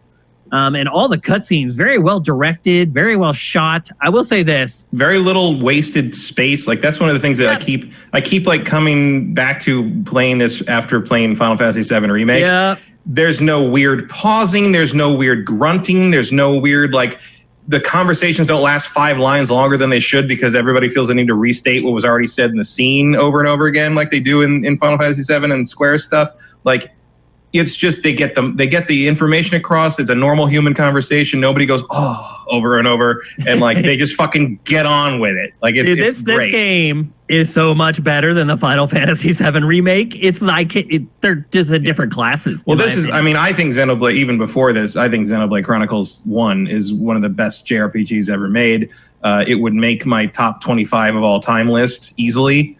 This is. I've been waiting for this for months. As you know, the one upside of the quarantine being extended into June was like, well, at least I can play Xenoblade in a couple of weeks. And I've really been enjoying it. I played this game twice fully before. I played it on the Wii when it came out, and I played it on Dolphin emulator. I think this is better. I know people are saying that it's better to play it on Dolphin even than the remake because on Dolphin it's like you can get 4K and like 60 frames per second and stuff, and that's true, but it still don't look this good. Like you don't have the redone character models and the redone facial animation. This is a better experience, I think.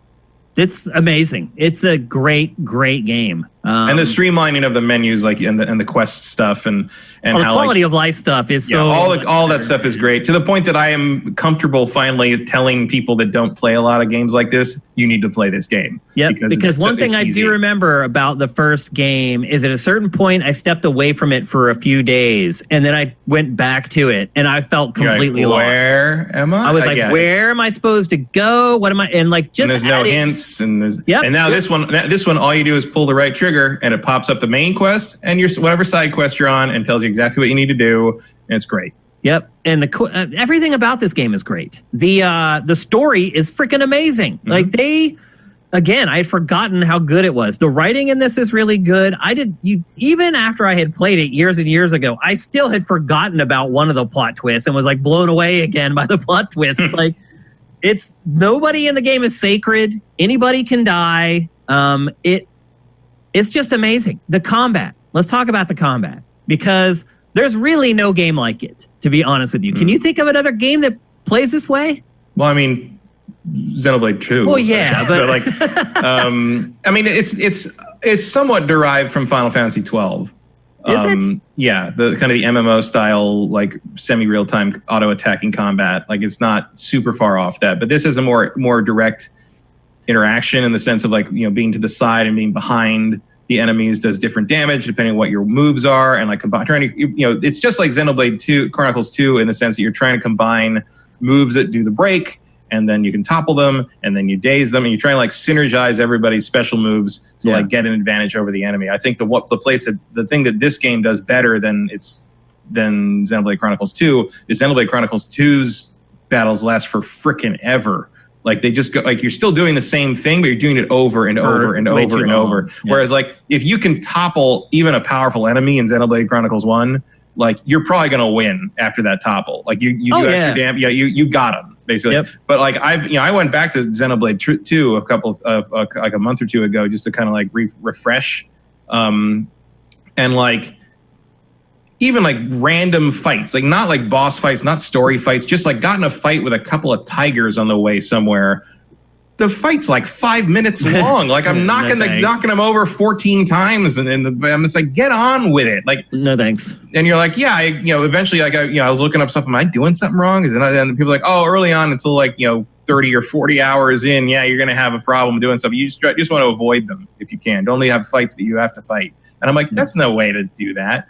And especially because like the strength of the Xenoblade games is exploration and the world. Like, the world that all three of the games create is fascinating and interesting to run around in. I think Xenoblade Chronicles X does it the best, just because it's so huge and weird and alien, and you get the mech to fly around and do all that. I mean, I do hope Xenoblade Chronicles X gets a Switch port at some point, like a port or a remake, whatever they want to do. You would kind of lose something by having to put all the gamepad stuff on screen, sort of the way Wonderful 101 did. Mm-hmm. But it would be better than leaving that game trapped on the Wii U, I think. Yep. So before we get too much further, I do want to explain like the basics of how the combat works. So as Matt said, your basic attack, and if you're playing a Shulk, that's a sword swipe, is on like a cooldown, and it just happens automatically. And so if you stand still, your guy's just going to attack with his sword on a time to beat. It's like an MMO. Yeah, a like little World bit. of Warcraft. And then while you're waiting for that cooldown, you can strafe around the enemies because it also, as Matt said, different attacks have more power based upon your orientation to the enemy. So if you attack from behind, you'll get bonus damage, or some of them, if you attack from the side, you get bonus. Some, if you attack from the front, you get bonus damage. So the positioning is very important. And then along the bottom of the screen, you have like a list of all your attacks, and they're called arts.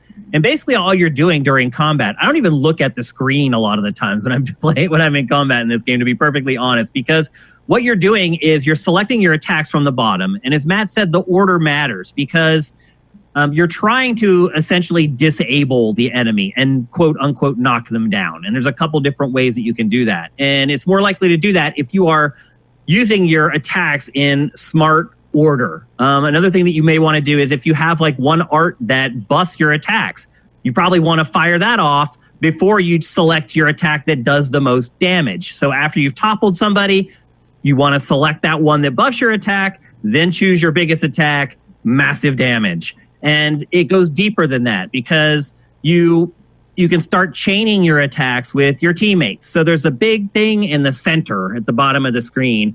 And typically that tells you when you can use your special sword that works especially well on mechanical enemies. And I'm trying not to spoil any of the plot. But also, that is also the same space that tells you when you're ready to do a chain attack. So you can cycle down, get to that, hit A, and then you start selecting attacks from each individual member of your party. And if you choose the same orientation or the same colors, then they get there's so many layers to this game. But I would say this. I have never really had to use positional combat. I've made it through the whole game just attacking every enemy dead on. I could probably do it faster if I bothered to go to the side for the attack that does better on the side or go behind. But the game in general is really easy. Would you agree with that, Matt? It depends on what you're attacking and what you're fighting. Like in general, if you stick to the main story or you stick to kind of the beaten path and don't attack the level 80 guy that's wandering around the open field, yeah, you're not going to run into too many problems.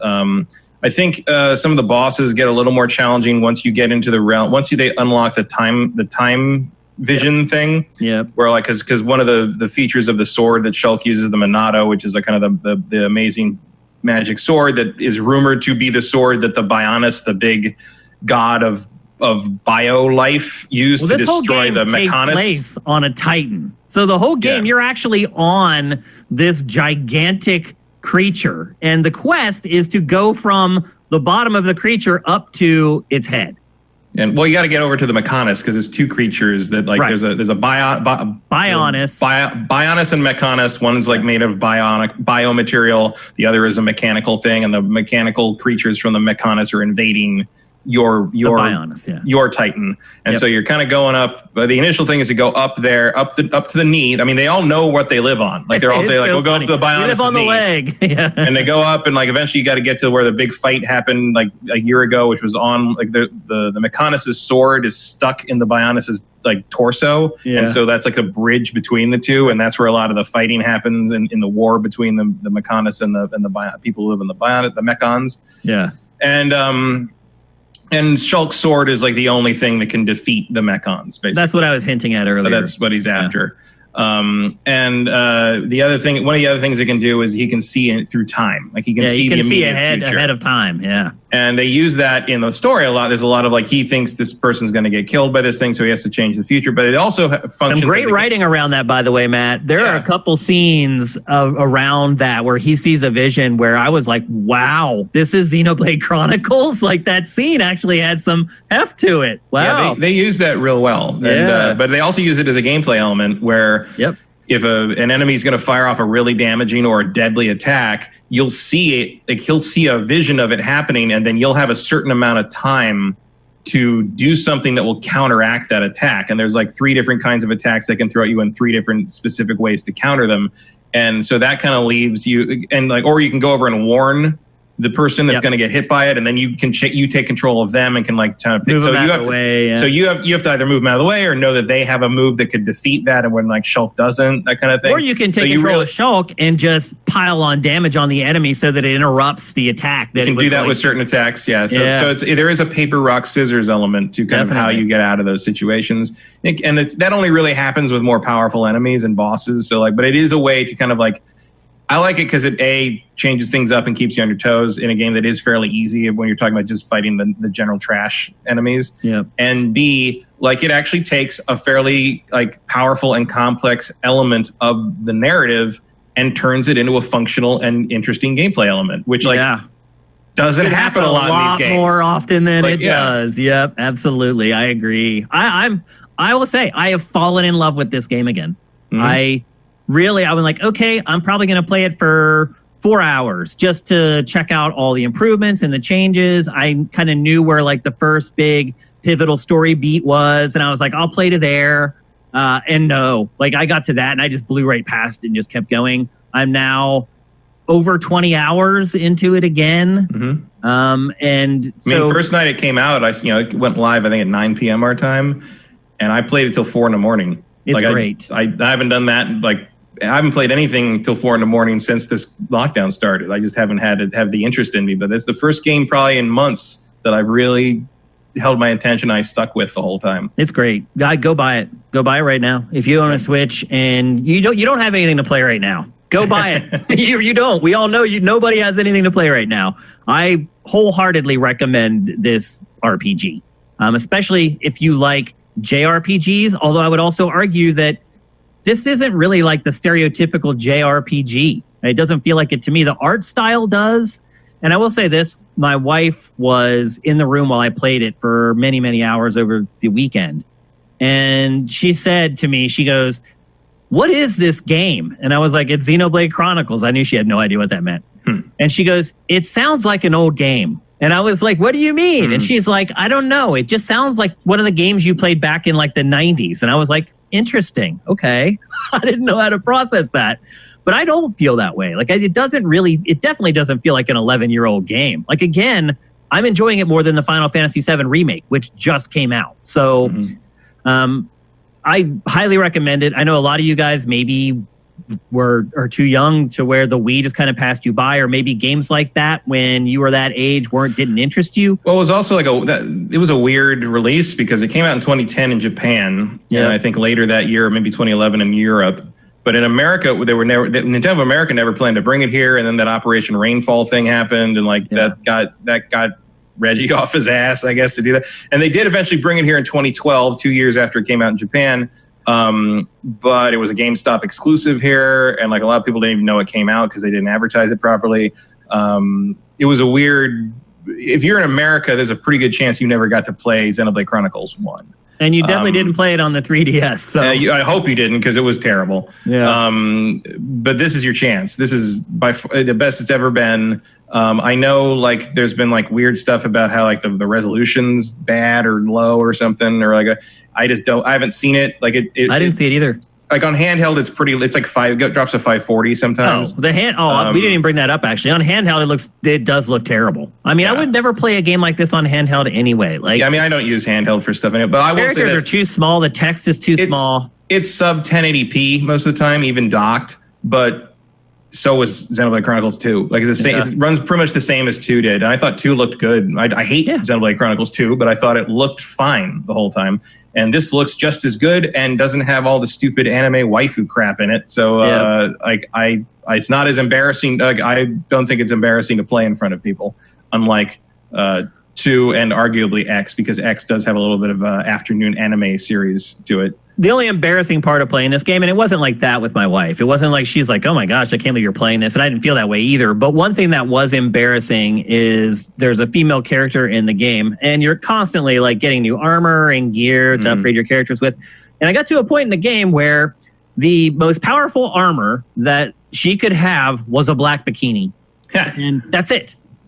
And literally for the next 7 hours after I got that black bikini, I never got armor that was more powerful. It's like the game forced me to put her in a black bikini for like 4 hours. Well, you can just change the cosmetic look. Yeah, you can change the color or whatever. Well, no, you can completely change everything. Well, Yeah, you can basically choose the outfit of the armor. Are the stats still all the same? That's the whole point. The bottom section down there, that's new. That is new. The bottom section down there, where like you can change the cosmetics, it literally has every single piece of armor you've ever picked up in the game. You can switch them to visually look like that whenever you want. I wasn't aware of that. Well, I mean, there's a lot of other people in a black bikini for 5 hours. There's a lot of other people that just put her in that black bikini as cosmetically forever. You know, there's people who are the opposite of us. That's true. But yes, there was a period where I'm like, I didn't use that too much because I do in games, I do like to use more or less the visual of the armor I have equipped. But at a certain point, I'm like, you know what? I'm going to give everyone pants. Like, because I hit that part not just with her, but with Ryan. Like Ryan, basically his best armor I had for a while was like basically a Speedo. And I'm like, you know what? Everybody needs to be wearing pants. It's not that warm out. Well, she had actually ended up looking like Wonder Woman because they also had a literally tiara, identical to Wonder Woman tiara, and she has dark hair, shoulder length. She looked like Wonder Woman. That's what I told myself anyway. Mitch, you spent some time with this. You didn't get to spend a ton of time with it, but what were your impressions of it? And did you play the original back in the day? No, I didn't play the original back in the day. I got about 2 hours in. I played 2 side missions, and basically where the B-roll ends is where I basically got to. But I enjoyed it. I've played Xenoblade Chronicles 2 before, and my best friend, I watched him play Xenoblade Chronicles X. So I have some experience with the franchise. Combat, it was good. I definitely am intrigued with the story, and so I'll keep playing it. So Erebus Jones asked, if you only have a Switch Lite, is it worth getting? I would say no. I would agree with that. I do not play a lot of Switch games in handheld mode in general. I do use it. Like for Pokemon, I played the bulk of that game actually in handheld mode. Some games I do. But for action games, anything that has like a lot of text on screen that you need to read, I generally stay away from it. So in this game in particular, there's lots of text, lots of menus, lots of. I mean, if you only play Switch Lite, you might not notice. That's true. Actually, you may just be used to it. For me, I would never play it in handheld mode. But. Like, it's not ideal. I guess on the other hand, like if you have never played it before, you should play it. Yes. Like if you got a Switch Lite, like you should probably still play it. You'd be ready for like some squinting at the text and stuff and some of the menus, but I think it's worth putting up with that to play the game. The other thing I would say too, I'll reverse my position. I think it is still worth it. It's just not ideal. The other thing I would say too is that is that the combat, as I was saying earlier, like you don't really even need to watch it, to be honest with you. Like when I'm in combat, I just look at the row of my attacks at the bottom and I'm just waiting for the cooldowns to finish and just ding, ding, ding, bing, ding, ding, like ding, I said, bing, it's an MMO. Ding, ding, bing. Yeah. That's how MMO combat. I know you don't play MMOs much, but like that is basically the combat in this is basically an MMO with single player, like down to like you got a tank and Ryan is drawing aggro and Shulk's hitting from behind for extra damage and you don't want to hit them too much or they'll turn around and attack Shulk and like it's really very MMO, just like Final Fantasy 12 was. The other thing we should add is this game, and we're not exaggerating, is like 100 hours long. Yeah, it's big. I have played 20 hours, and having played it before and knowing where I am, I'm not even 30% into the game. So you get your money's worth. Oh, yeah. Sure. And then, as we said earlier, they do add on a little extra section of the game that you're supposed to play after you finish the main campaign. I don't know if a lot of people are going to want to go back for more after 100 hours, but if you do, it's there. So it is a really, really good value and a really, really good game. The side quests also, I would argue, aren't completely inane and stupid. The other thing I like about it is that you can take as many side quests as you want, and then they all just pile up, and then you just totally subconsciously, accidentally complete quests throughout the whole game. You'll meet somebody, and you'll realize, oh my gosh, I got that quest from you like 8 hours ago, and here you are, and here's those things that you asked for. Please take them and give me my XP. They also added a thing where, like, because there's tons of items to pick up, just like around the world, there's all these kind of weird little bugs and plants and things. And sometimes you need them later for a quest to turn in. And in the original game, that was a problem because it just meant you couldn't sell anything because you didn't know what you're going to need later. This version, the definitive edition, adds a way for Shulk to, if you pick up something you might need for a quest later, like the game will give you like a flash forward of needing them for the quest, so you know not to sell them. Yep. It'll show a little cutscene actually of them being like, "I needed one of these." So there really is a lot of quality of life improvement. I may be wrong. It's been a long time since I think 5 years since I played it like fully on Dolphin. But like, if I remember correctly, you couldn't, like, if you get tons of side quests in this one, and you go to an area where like a bunch of the side quest objectives are, the mini map and the main map will show you exclamation points for all the things you need to do. If I recall correctly, in the original version, you only saw the exclamation point for the quest you had active. Yeah. So you could be surrounded by stuff you needed to do and have no idea. So this game is much better about that. Yep. It's better in every way. I wholeheartedly recommend it. I don't think you're going to regret buying it if you like RPGs. And if you don't play a lot of MMOs like me, the combat will seem really fresh to you. I did not pick up on that, though. And I have played MMOs. But now in hindsight, I can kind of understand where you're coming from with that. It's very, it just feels like very things are... much. I haven't played a lot of recent MMOs, so maybe times it has changed. And I haven't played deep into any MMO. I mean, ever. it's not like EverQuest, but it is like it's basically what Warcraft became, World of Warcraft became, and like kind of the standard MMO model is exactly what you're describing. Tank and spank is what they call it. Like, you're just looking at your bar, you know your rotation of abilities, you're waiting for those cooldowns to hit so you can hit the thing again and move on to the next one. Like, that's entirely what MMO gameplay is. Yeah, I know. But do MMOs like link stuff together the way this game does? Where they do. Where like, you select in a specific order, you'll get more damage and stuff like that. Yeah, with your own abilities and sometimes with party member abilities. Yeah, like, people. That's what the whole party dynamic is about. Like, you guys set them up, then you hit them with the AOE, then some, more dots. Okay, enough dots. That kind of thing. Yeah. So it's very much an adaptation of that, except you can play the single player, and it feels a little more visceral to me in this game because it's not as stilted as the average MMO is. It feels like you're really combat in this game. You don't feel disconnected from it. Yeah, and that's the advantage of having it be single player and having it all take place offline, is you don't have to deal with matching everybody up so you're all seeing the same thing. You just latency and all make that. It work. But it was kind of a trend then. Like, there was sort of an experimentation in that direction in Japan, especially, of like, oh, maybe we could do MMO style combat in single player games, and it didn't really go anywhere because MMO style combat isn't generally very fun.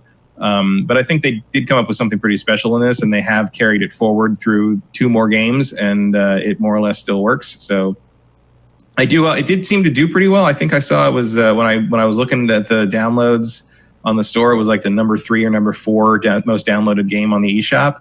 Yeah, in the UK sales, it did pretty well too. So I'm hoping this prompts more, and I think I'm hoping it sells better than 2. So they get away from the stupid hardline weird anime boob stuff and can just make a freaking video game again.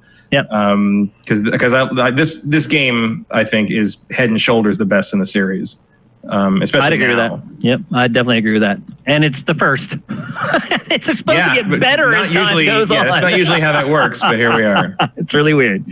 So anyway, that's Xenoblade Chronicles Definitive Edition for Switch. That's 2 thumbs up from Matt and I. I think if Mitch had a little more time to play, he'd probably pile on with us. It's worth full price. You're going to get your money's worth. Great RPG. If you love RPGs, don't miss it. Up next, we're going to talk about Hideo Kojima. We're now in the honeymoon period after Death Stranding. The PC version has been announced, leaked, and then announced, and it's coming up soon. And this week, a publication called Live Door News, oddly enough, managed to snag an interview with Hideo Kojima. And they asked him some really good questions, honestly, and stuff that people really want to know about what's going on with him. So probably the first thing that I should bring up is that Death Stranding has broken even. It has made back all its development costs with the PC version still left to go. So the assumption is that the PC version will just be all straight profit for Sony once that version comes out. First of all, Matt, I don't think you'd be surprised that it broke even, but are you surprised that it had to be asked if it broke even? I mean, not really. Like, that was probably a humbling question for him to get. True. And one that I think he may have never got in his life. Not recently, anyway. Yeah. I mean, maybe not since Boktai. Right. Which no one cared if that game broke even. Hi-yo! I mean, I really enjoyed I didn't like that game very much, but I really enjoyed the press conference presentation. Yeah. We had a good time that day. I remember that. We did. It doesn't surprise me really, especially in the wake of having actually played the game. Because I do believe fairly strongly that a lot of the sales of Metal Gear Solid, the last few entries, were riding on the fact that it was Metal Gear Solid. And not that it was like something that people really desperately wanted to play in their millions. Also because like his stuff doesn't sell like Spider-Man or Last of Us. Oh no, it never has. It sells Dark Souls numbers. Yeah. Which used to be crazy huge, but it's not anymore. Yeah. The sales of his games really have not grown with the market. No, it hasn't. And they're still fine. But like, I think that's one of the things Konami had a problem with was like, he just wasn't worth the trouble anymore. Because they needed 13 million sold to rationalize the amount of time and money he was spending making the games. Yep. And so this, like, especially because, like, look, Death Stranding is really boring. And, like, I didn't get all the way through it. It does have its defenders, but, like, and I get that there's sort of an aesthetic element to it. And, like, it's not like it wasn't oddly hypnotic to wander across the landscape and deliver boxes to people. Yeah, it had its charm, for sure. And especially in the era of this, like, pandemic lockdown, it's like, all right, I guess that's actually more timely than I thought it was. A guy who has to go out in the middle of a plague land and run around and deliver people shit. I mean, it's basically an Amazon simulator at this point. That's funny. But, like, does it surprise me that it didn't really hit it big with the mainstream? Not really. I mean, I don't think word of mouth on this extended to like my casual friends. Even if I liked it more, I don't think I would have told all my casual friends like, yeah, run out and buy this delivery simulator, like where you can't get rained on too much. Like, it's just bizarre. Are you surprised it broke even? A little bit, yeah. Like I thought maybe it would sell. I mean, I know Kojima has some cachet in the hardcore realm, so it had some momentum there or some inertia at least. I guess I'm surprised it broke even, not in the sense that it sold as much as it did, but I'm a little surprised that Kojima didn't spend more than I thought he did. Well, he also got the game done in a decent amount of time. That's true. The biggest cost in game development is paying people to be there and work on it. So the shorter you take, the more money you save. That's true. Yeah, I mean, I'm guessing the budget for Death Stranding was probably half of Metal Gear Solid 5. Yeah. I mean, I don't know what Metal Gear Solid 5's budget was, but I know how much they spent. Exactly. Those are two different things. Yeah, they are. And Metal Gear Solid 5 was the last straw pretty much for Konami because of how long that took. Yep. Death Stranding, I mean, look, it's not like Death Stranding feels like it didn't accomplish what he wanted to accomplish. So it surely proves at the very least, even though I didn't really like the concept all that much, or the execution for that matter, I still think it's a solidly made game. So it proves that he can work on that normal schedule. Yep. I think overall the experience was probably good all around for everybody who, like Sony. You think for Sony it was? I think probably. I mean, Sony learned that they can work with Kojima and he can get this product done in a timely manner, and it worked. I mean, I don't think if I were Sony, I would be like, well, we're never going to work with you again. Like, he still churned out a quality product with a kind of a weird concept.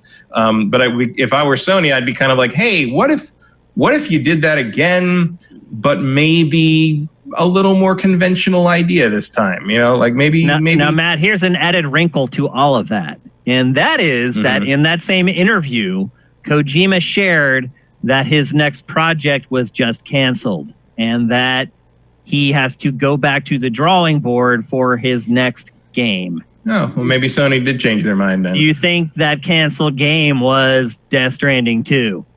Maybe. I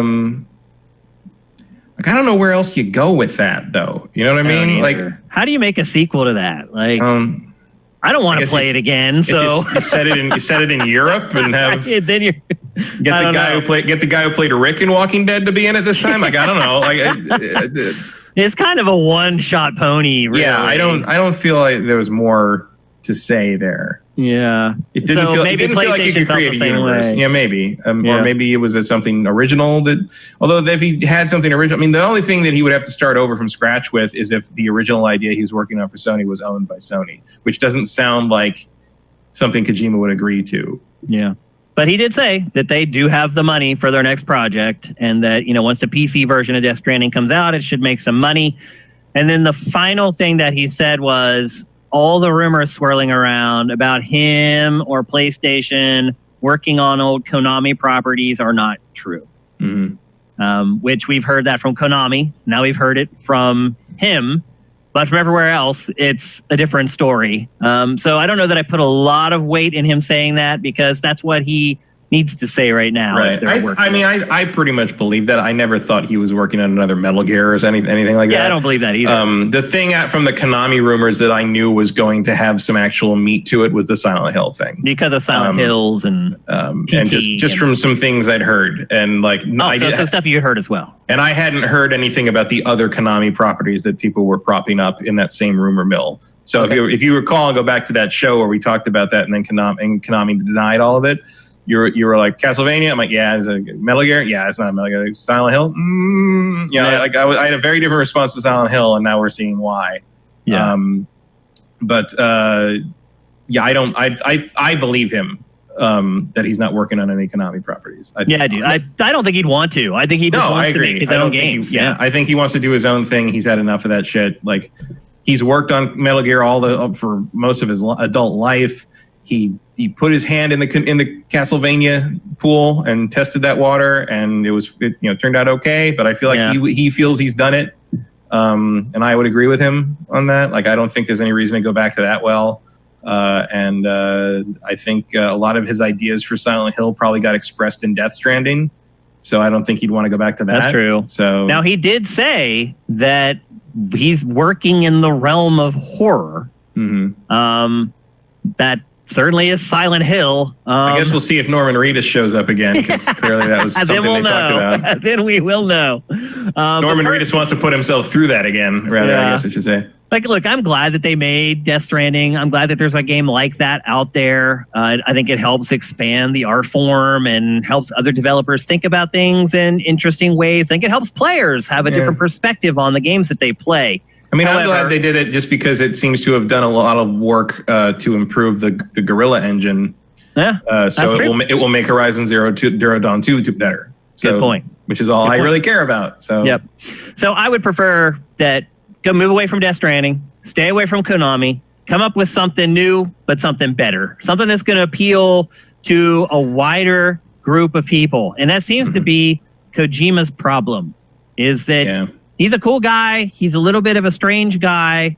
He has really good taste, but like a lot of people with really good taste, they forget that everybody else doesn't have really good taste. But also, I would argue he doesn't have particularly good taste, but for what? For movies, for one thing. Like, if you desperately want to be a film director, and you're like, your director you hold up as your epitome of what you want to be is John Carpenter, I feel like you might be aiming a little low. Well, I guess it depends on when you're talking about John Carpenter. Yeah, you're talking about The Thing. That's Exactly. different. But if you're talking about Escape from New York, that movie blows. And I think he is talking about Escape from New York. Probably is. Yeah, mostly. That's where Metal Gear came from, right? That's where Snake comes from. Yeah. So my challenge for Kojima would basically be, I want you to make a new project, horror, whatever you want. Cool. No military hardware. And no John Carpenter references. Yeah, there you go. Go. Recipe for a hit. Like, I know he loves his freaking airsoft gun replicas, but like, you have got to branch out, dude. Like I can't express how disappointed I was when Mads Mikkelsen's character showed up in the Death Stranding preview stuff. I'm like, oh, okay, it's just another guy with guns and a tactical squad. But he's in a lake of fire, Matt. It's like, it's so repetitive and so the same. And it's like, you you can't continually show all this paramilitary shit and then try to pull like some kind of pacifist thing on me. Like it's like you spend all this time lovingly recreating all this military shit, and then you try to make everyone use like trank guns, or they get bad ratings and all that. Like, commit to the violence, dude. Like, it's what you're fetishizing. Just go for it. Well, that's what he's gonna do. His next game's a horror game, so yeah. I'm hoping that which means it probably won't be. Yeah, and he has range on stuff like that. I mean, like, it's not like Zone of the Enders is just that again. Like, Zone of the Enders is a very original concept for the most part. It's his spin on mech stuff, but it really also let I can't remember the name of the guy who did all the mech designs for those games, all his games. Shinka Jura. I know who you're talking about. You know what I'm talking about. Yep. But let him really kind of go wild with some of the Zone of the Enders designs, and like I dig. And they did it again in Metal Gear Solid 5 with those weird bipedal walkers. I don't know what's going. I mean, I really would love to. I do admit, I would love to play the version of Metal Gear Solid 5 that's in Kojima's head. Yeah. Because I feel like we got maybe 30% of it. Maybe. Definitely. So anyway, that's Kojima's latest update. That's Konami's latest update. That's the Silent Hill rumors update for this week. I suspect we won't see Hideo Kojima for a while, like a year and a half. He's got some work to do. Yeah. I mean, if he had to go back to the drawing board to start over. Whenever the next time Jeff Keighley can manage to get him to share something, that's basically the next time we'll see him again. All right, let's move on. We're going to talk next about Kingdom Hearts. And you guys know how much I love Kingdom Hearts. I'm really excited for this discussion. I'm not really all that excited for this discussion because I'm not a big Kingdom Hearts fan, but I know a lot of you will be. And that's because it is leaked out from several very reliable sources that Square Enix is working with Disney on a Kingdom Hearts TV show for Disney Plus. The rumors also stated that originally Disney tried to do it in-house as a live action project and realized, I know, and realized, I wish I could see. I would love to see the fucking pitch reel for that one. Jesus. You imagine that from like the people making like the Descendants show or something? I hope they still manage to like cut together the pilot and like gather the Once Upon a Time crew to make a live action Kingdom Hearts series. Oh, wow. Well, as you probably aren't surprised to hear, that idea failed miserably. And so they've reached out to Square Enix, and now Square Enix is creating the show inside Unreal Engine. So when we talked to you guys about Unreal Engine 5 a couple weeks ago and how you could just drop your assets right into it and just take off running, this is what we were talking about. They are going to remember, like, that's very similar tech to, I mean, they used Unreal for Mandalorian. They did. Well. Like, yeah, Disney's all up on the Unreal tip here. Yeah, it totally gets it. And so there is now a Kingdom Hearts CG animated series on the way to Disney Plus. Matt, what do you think they could conceivably do with this? And do you think that there's any hope for actually creating a plot that is interesting and understandable? No. But that doesn't mean it's going to stop them. Yeah. I mean, I don't stop. Here's the thing. Like, I don't know what Disney, I guess, has been okay with what they've put out as the games so far. So I don't see any reason why they would. I mean, if I were them, I guess I would just sort of retell the story of the games as a TV series. Oh God, no, please, and no. try to like, well, because the thing to remember, and I've talked about this with some of my Star Wars friends too, is like, even no matter how much you love the Star Wars movies, especially like the kind of the prequels and the sequels, you could definitely take all of Star Wars, the 9 Skywalker saga movies, so-called, and remake all 9 of them and make a much better flowing and more coherent story out of them, knowing where you're going with all of them. That is true. Yeah, I'm not saying they'd be better than Empire Strikes Back or whatever, but you could, now that you know where it ends up, you could make something that flows better and also doesn't include episode 9. And with Kingdom Hearts, I'm not saying it's the same situation, because Kingdom Hearts is sort of like if the entire Star Wars series was as nonsensical as Rise of Skywalker. It's just like, I don't know what's happening. They're just running from one side of the screen to the other. And at some point, the power of friendship is going to solve everything. That's basically what Kingdom Hearts is. And then Mickey Mouse shows up and hits someone with a sword, and you're like, "What in the world?" I'm okay with that. And so my guess is that they will sort of streamline the mythology of it. Maybe Organization 13 will be like Organization 4, and there'll only be 4 of them or something. Like, that's the thing, is it's just too much. But you could turn it into something. And one of the questions I've had over the years is like sort of, especially when my girlfriend and I would go to Disneyland all the time back in the 2000s, it was like, why is there no Kingdom Hearts merch? Yeah. Like, why doesn't Disney put, because they own all those characters. Like, they own Sora and Riku and all that stuff. Yeah. Square doesn't have they don't have the rights to make their own stuff with that. They have to clear it through Disney. Disney owns that. I'm like, how come there's no like pins or there's no, and slowly over the last like 6 or 7 years, you have started to see they have Kingdom Hearts merchandise pop up in the parks. Tokyo Disney actually does have Kingdom Hearts outfits for Donald and Goofy that you'll see once in a while, and like so they have started recognizing it a little bit. Yeah, because look, the people who were 13 when that series started are 31 now, so they got kids to take to Disneyland too. And one of the ways to pull them in is to show them this game they used to like. That brings up a good point, though, Matt. The potential audience for this show is, I mean, the demographic is from like 3 to like 43. Yep. How do you make a show that can appeal to all those people? Or my answer to that would be go watch Star Wars Rebels, because it does it. Okay. They did it. And so I'm not saying that, I mean, I will say that if I were Disney, and I'm not, and I don't know if Disney's quite aware of this, but I think they are, given the outcome of The Mandalorian, I would absolutely be trying to get Dave Filoni's eyes on this show. At least as some kind of consulting producer as Square kind of works through the making of it. Dave Filoni being the guy who show creator, showrunner, producer, writer, etc. on Clone Wars and Star Wars Rebels, also worked on Mandalorian. The man is probably the most well-versed and most creatively interesting force working in Star Wars today. He gets it on a level that, like, he's a fan. You know, he's a fan of things. He likes stuff. I will say this, and I talked about this in the Spoiled on the Clone War, the last 4 episodes of Clone Wars, but I ran into him leaving a Shin Godzilla screening a few years ago, and talked to him a bit because I knew he was a Godzilla fan, and I'm a Godzilla fan from way back.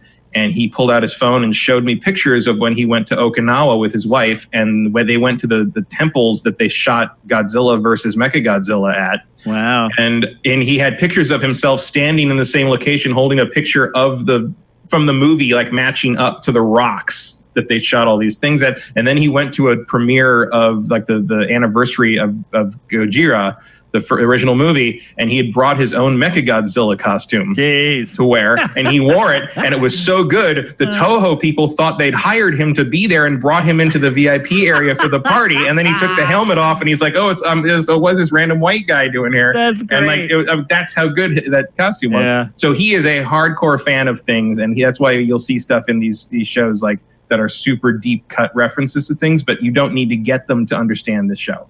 I think, and he's got a really strong sense of story and character and how that all should hang together. He was also a director on a lot of the Avatar: The Last Airbender. That's where he came from. So you're saying hiring, basically. Just hire. He's already hired. He works with him. I think you just need him as a consultant because he's working on tons of Star Wars stuff right now.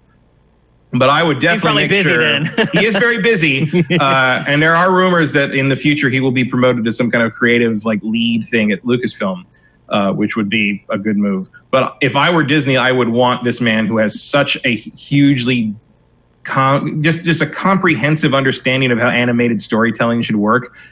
I would be showing him at least the early episodes of this Kingdom Hearts series to make in like rough cut form to make sure that he can kind of say like, this is pretty good. This isn't so good. You should streamline that. You work on this. Like I would definitely be making sure this gets put in front of some people that know how to do this, that do not come from Square. Like, yep. That's my number one thing. Make sure you're vetting this with people who do not work at Square. Hey, Mitch, what do you think of Kingdom Hearts? It actually was, I played the entire series. I enjoy the series. And the only reason I did because my roommates in college forced me to play them all. And they're like, you're going to love this. And so I did. And I ended up enjoying it. They wouldn't feed him until he played them. I mean, literally, he gave me his PSP so I could play Birth by Sleep. Like, that's how hardcore he was into this. So some would consider that an assault. But I would disagree slightly with Matt a bit. You know, I do love Dave Filoni, and I do think he does do a great mixture between adult and kid. in regards to audience. But for this series, it's you either go super kiddish or you go to match the adult. Like, I think that's just the only way to tackle it, because the lore is so deep in this series that you either got to really dumb it down or you really just got to go all in like you've gone before in the games. And I would say I would be more interested in seeing them doing a continuation of Kingdom Hearts going into the future and maybe introduce a new character, and then maybe that leads to future games, because the series isn't over. They just said this Kingdom Hearts 3 was the end of the Xehanort saga. So there's still more Kingdom Hearts to come. The bad guy you killed in the final act. Yeah, exactly. They have no idea what his name is. The bad guy who has been in the series that lasted so long, the original voice of the bad guy died and had to be replaced. And I still don't know what his name is, I played all the games. But I do think overall, this series, I think the plot is just really badly structurally told, because everything is not because the game itself, like the concepts in that, are extremely simple. They just find horrible ways of complicating it to say it to your face, and then you have to try to put 7 things together and realize, oh, it's a simple concept. You just totally confused me. You're just terrible at expressing yourself, which is pretty much Square Enix in a nutshell. It is. So I think it's doable. I would rather have them go the hardcore route or the super kiddie route. And also, I think that's kind of the fine line right now with Disney Plus, is you either going to go for the little kids or you're going for the adult that was a kid. Yeah, but I still don't have you Disney Plus. I don't think you have to do that with Kingdom Hearts, because just like, first off, the lore isn't deep; it's just wide. And you just got to learn. You got to know where to cut it and where to include it. And I think that's a fair. Moving forward past the end of the game series, then you have to have the backstory of the game series in place somehow. And I don't know how you get that across in a reasonable amount of time. Filoni just knows how story works, and I think it would be good. He's serving the sort of opposite form of what he does in Star Wars, where he like pulls all this like old lore, and like, you know, he's brought a lot of old EU concepts in to like kind of make it work in the new canon. For me, Filoni would be like, just get your eyes on it as a story guy, and who doesn't necessarily know anything about Kingdom Hearts but is familiar with Japanese media. That's handy. And just look at this and tell us if it works or not, and like not necessarily give him control, but just like get his opinion and take that opinion seriously would be how I'd approach this. There might be other people in Disney that could also do that I don't know their names because they're not as famous as he is. But like, I think you really need Disney's eyes on this to make sure it plays like an actual normal TV series that you would expect to see on Disney Plus. Either I would aim to something similar to like what Voltron did on Netflix, like that kind of range, or maybe She-Ra. Square Enix being in control of this scares me to death. Yeah, I mean, it's a little disturbing. It honestly makes me have zero interest in it. To me, that was the worst part of Kingdom Hearts. Kingdom Hearts will have to prove, if they're going in-house with Square, you're going to have to prove yourself very strongly to me, especially because like I can't remember why I was at something, or I was somewhere. I ended up seeing like most of Final Fantasy Spirits Within again. Oh. At some point in the last earlier this year, and I don't know why that happened. I was somewhere and it was playing and I was watching it. It's awful. Like I saw that in the theater and it was not good, but like it's bad. Like it's real bad. Like And then you're like, Kingdom they built a whole studio to make that. And built like a server farm in Hawaii to render it. Like Sakaguchi basically got fired over that. I know. He deserved it. He deserved it. If you spent that much money for that, you deserve to be fired. That's just the bottom line. I mean, let's be honest. It was a bad risk. My hopes are below zero for this TV show. I respect that some of you guys like Kingdom Hearts and maybe you love it and you're really excited about this. Definitely not my cup of tea. I think there's potential here. I just feel like they need to approach it like, let's not pretend they did it right the first time. Or let's just ignore all the characters that Square Enix created, because they all suck. Like, all of them. Like, except for Sora, I guess. Like, I guess. The rest, they're just like all these faceless, nameless. They all blend together. They're not memorable. Get them out of there. I think there's something to be said. But okay. All those characters at the end of Kingdom, they all look the same. They all look like some reject motorcycle gang. Like, seriously, all their names are stupid. They act stupid. It's awful. It's made for like 5-year-olds, I think. So maybe to Mitch's point, maybe they should make it for kids. I think in the end, I think that the details of this rumor may not be absolutely true. The source that I get my movie news from just said that it's only in development. They didn't confirm if it was going to be a TV show or a movie. So I'm going to hold the brakes a little bit on these. Hey, I didn't say that either, though. I mean, I just said that they're working on a project or whatever. No, but like you were citing the source that came from it, saying that like Square Enix was having control of the project and that was going to be an Unreal. My source that I look at hasn't said anything like that. Well, this source, by the way, is really good. I'm surprised that you aren't aware of the person who broke this news, because this person has broken a ton of crap, and like she was like, I've been sitting on this story for months, and other people are starting to talk about it, so I'm going to share what I know now. Nah, I mean, the person I heard it from said they just heard it from the grapevine, because now Disney is sitting down and looking at a lot of projects and saying, what do we want to start developing for as soon as we can start actually making stuff again. But I mean, you can accept that there are other people who may be better sources than this person you're talking about, right? Oh, absolutely. I just don't know. So don't close yourself off to everybody else. No, I'm just saying I just don't know the source, and I haven't looked at that exact story, so I don't know, and so that's why I'm pumping the brakes slightly until I look at it. Yeah, well, I vetted it. I vet everything before we bring it on the show. So to me, it was extremely reliable. The person had broken tons of stories before, and there was 5 other people after she tweeted her information that were like, she's right. So I don't know. I did my due diligence. That's all I can do. I mean, one way or the other, we're at least 2 years out from actually seeing this thing hit Disney Plus anyway. Oh, at least. It's Square Enix. I think there is it for 10 years. I think there is potential here. I think they just need to revamp how they approach it, because I don't think the game structure would lend itself very well to an animated series. The hook of Kingdom, you have to decide whether the hook of Kingdom Hearts is the nonsensical original character stories or the crossover with Disney Worlds. And I think for most people, the Disney Worlds are the draw. But the problem with the games has been, and you see this in all these story summaries of the games, that, you know, especially when 3 came out and everyone's like, oh, you got to catch up on the story to understand what happens in 3. One thing you'll notice with even in the Brian Gilbert stuff, here's the intro, what happens with Sora and Riku and da-da-da-da.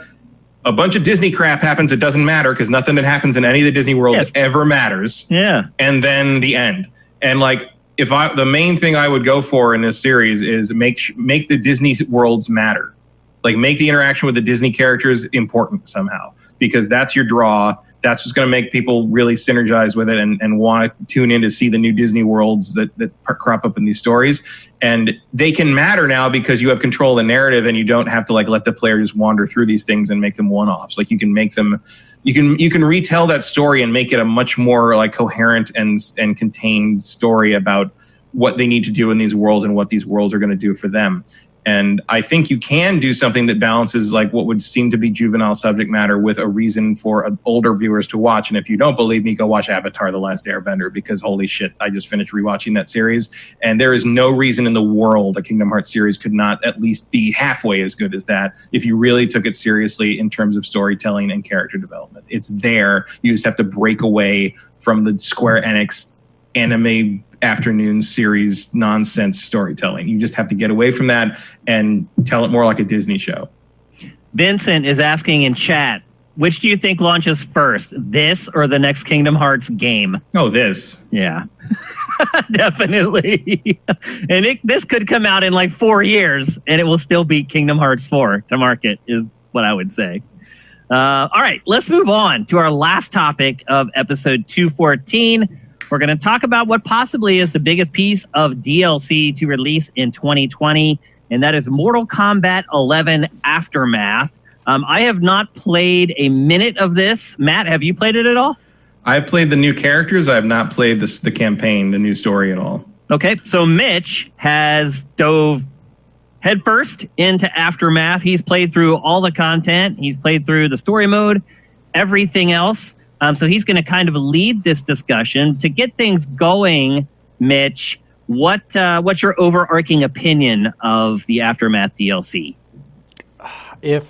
So to be upfront, I bought this as a combo with the base game, so I only paid $60 for Total, the base game. Yes, the base Okay. game included the first combat pack that came out and this DLC, where the DLC by itself is $40.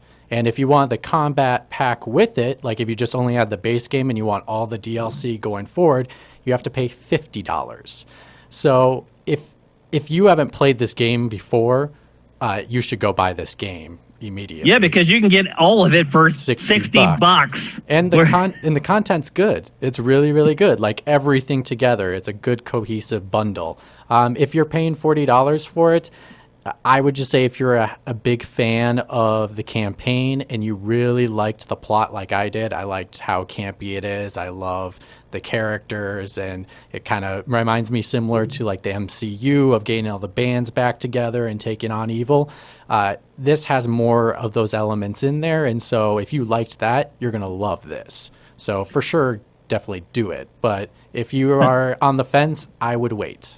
Now we're talking about the financial side of this, because with this game in particular, it's a huge deal because they have been charging insane amounts of money for DLC. How much was the first combat pack? Was that $40? That was $40. Yeah. So you buy the base game for $60. And look, if you bought Mortal Kombat 11 launch month, you're a fan. You're a fan of Mortal Kombat. You like NetherRealm's games. So let's say you did that. You bought the base game for $60. Then you bought the first combat pack, which had what, 5 fighters? Is that right? Yes. 5 fighters, the first combat pack, $40. Now, here comes this one. Another $40 where you get some more fighters and you get an expansion to the story. At this point, you have spent $140 for all the content in Mortal Kombat 11 that Mitch just paid $60 for. Yeah. That, to me, is shocking. It's not shocking to me that a studio would do that. It's shocking that it's coming from NetherRealm. I had missed that the first combat pack was $40. I think I forgot that because I think I bought like the ultra deluxe version when it came out, like which was $100. Yeah. Which is $40 for the with the pass, $60. plus Yeah, you the got $60 no for the deal game. whatsoever. Nope. And again, I love NetherRealm. I love everything they stand for. I love the people that work there. I am blown away by this. And I don't know if it's the publisher. It's the publisher. This. I mean, it's Warner Brothers, who, by the way, has pretty much got caught up in shady DLC practices from the beginning. Yeah, I have zero doubt in my mind that this is Warner Brothers. And one of the weird things about this is like Warner Brothers is weird about this because they do like these high DLC prices and they do these big bundles when the game comes out that don't save you any money. But they also drop the price pretty fast. Like you could get Mortal Kombat 11 for a pretty low price at the last few like sales, like holiday sale last year, like spring sale. Like they were pretty slashed on the prices, and then they come back and like put this out, and Aftermath is $40 or $60 for everything with the game, and like they're selling the game for like $20 with everything included pretty much at this point. Like if you wait on these games, you're gonna get a pretty damn good deal. The problem is, and they know this, Warner Brothers knows this, if you are trying to play Mortal Kombat or any fighting game competitively and you wait, you lose. You got to keep up with the tech. Like you can't play competitively and wait. You can't. So they know they got you on that one. And I do think that Warner Brothers routinely overprices their DLC. That was, I think, the Shadow of War DLC was overpriced. I think the reason that Warner Brothers does this is because it only puts out like one game every 2 years. That's part of it. It's kind of found itself in the Bethesda role where you really need to make a lot of money off of every game you release, or you're kind of screwed. Mm-hmm. And there's like a weird thing. So I didn't know this until I went to. I was doing the thing on Steam last week where they did the thing where, like spring cleaning or whatever, and like you clicked on the little levels of the house and it suggested a game for you to play, and you played it and you got like a badge or whatever. And one of the games it suggested I play was Arkham Origins. which I have never played. I own on Steam, but I've never played it on Steam. And I loaded it up. I'm like, okay, I'll load that up and get the badge and do it. So I did the thing, and I look and it tried to sell me DLC, and I was like, do I not have the DLC for this? Because I'm sure I bought it on like some sale thing. And I'm like, no, I didn't. I never got the season pass for that or anything. I guess it wasn't part of the Steam sale or whatever. And I look it up, and the DLC pass is like $30 still. Yeah. For Arkham Origins. Like, it should be like $2. Like, you should be happy to get $2 out of that at this point. It's like when I would go back to like, if I wanted to play like Mass Effect again on PC, and I looked it up on the Origin store a few years ago, and like all the DLC was still full price. Like they still wanted like $19.99 for Bring Down the Sky or something. I'm like, are you crazy? Like, very weird. Like it's just so out of step with how everything else is priced in the DLC realm. Like you're supposed to nickel and dime me, not $5 bills. Right. You know? You do bring up a good point, though. I mean, as far as like how they handle their business with fighting games in particular, fighting games are very different. It's like, there's a big timeliness element to them. Look, and it's not even just like, oh, I didn't get RoboCop and I need RoboCop to be competitive. It's also that they're adding new stages that you need to learn how to fight on. They're tweaking stuff. They're changing the balance. They're changing. Which actually, the stage thing normally isn't a big deal in fight because stages and backgrounds. Right. But in the NetherRealms games, there are specific locations for background interaction. You have to learn and know where you are and how to use them. Yep.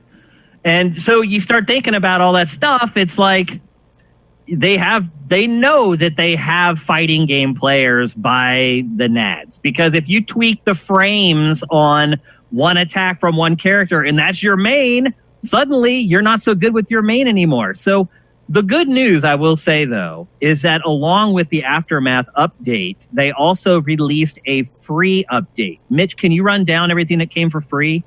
Yeah, everything with free was friendships for every character, including the new ones that are on the expansion. New stages, those are free. Vincent asked about that. Yes, they are free for the stages.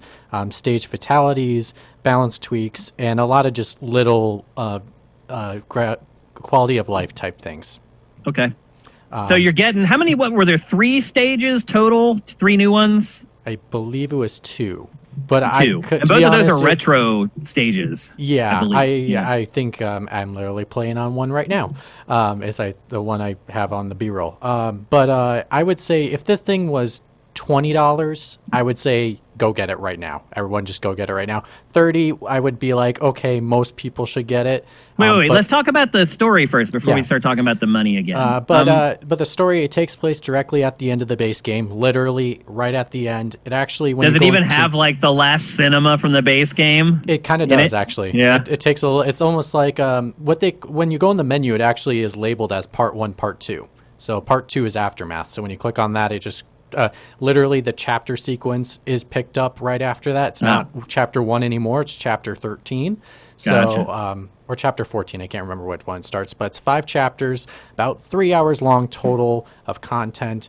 And it has, the thing I really like about it has the high production value of the original campaign. It's not a side story. It is definitely a cohesive story coming together, and it does tie everything in a knot in the end with a bow. And it actually leads up to me wanting to play the next game and being like, okay, I'm ready for the next game in the series. Mission accomplished. Yeah. I am pretty impressed. So one of the reasons I haven't played this yet is because I decided to go back through the other Mortal Kombats and play them again before I want to basically go through 9, 10, 9, 10, and 11, and then go into Aftermath and play the whole Mortal Kombat saga, basically. I'm actually, sorry, Matt, I'm happy you said that, because on GameFace, when you said they were a trilogy, before I played Mortal Kombat 11, I watched the cutscenes from 9 and 10, and I'm so happy I did, because 11 would that might be a smarter thing to do, me. actually. Yeah, definitely. 11 is very much the result of what happens in 9 and 10. I remain very impressed by the fact that NetherRealm not only reinvented the series with 9, but like rebooted the whole story without decanonizing anything. They just they just used time travel to fix their whole canon, and like it's real good. Like it's the best story. I mean, it's not saying much the best story in fighting games, but it is the best story in fighting games. Like, for sure. Like, it's not even close. Yeah, it's and all these characters have like distinct motivations, distinct personalities, and like who they are, and like it's cool to see them come back in the next game, and there's like plot elements planted in 9 that don't pay off until 11. Like it's and I'm sure that wasn't all part of the. I'm sure they weren't planning like 9 years out to do that. But it's like, but they make it work. This loose thread. Let's tie it up. Yeah, they improvise very effectively to the point that it feels planned, and that's just as good as actually planning it sometimes.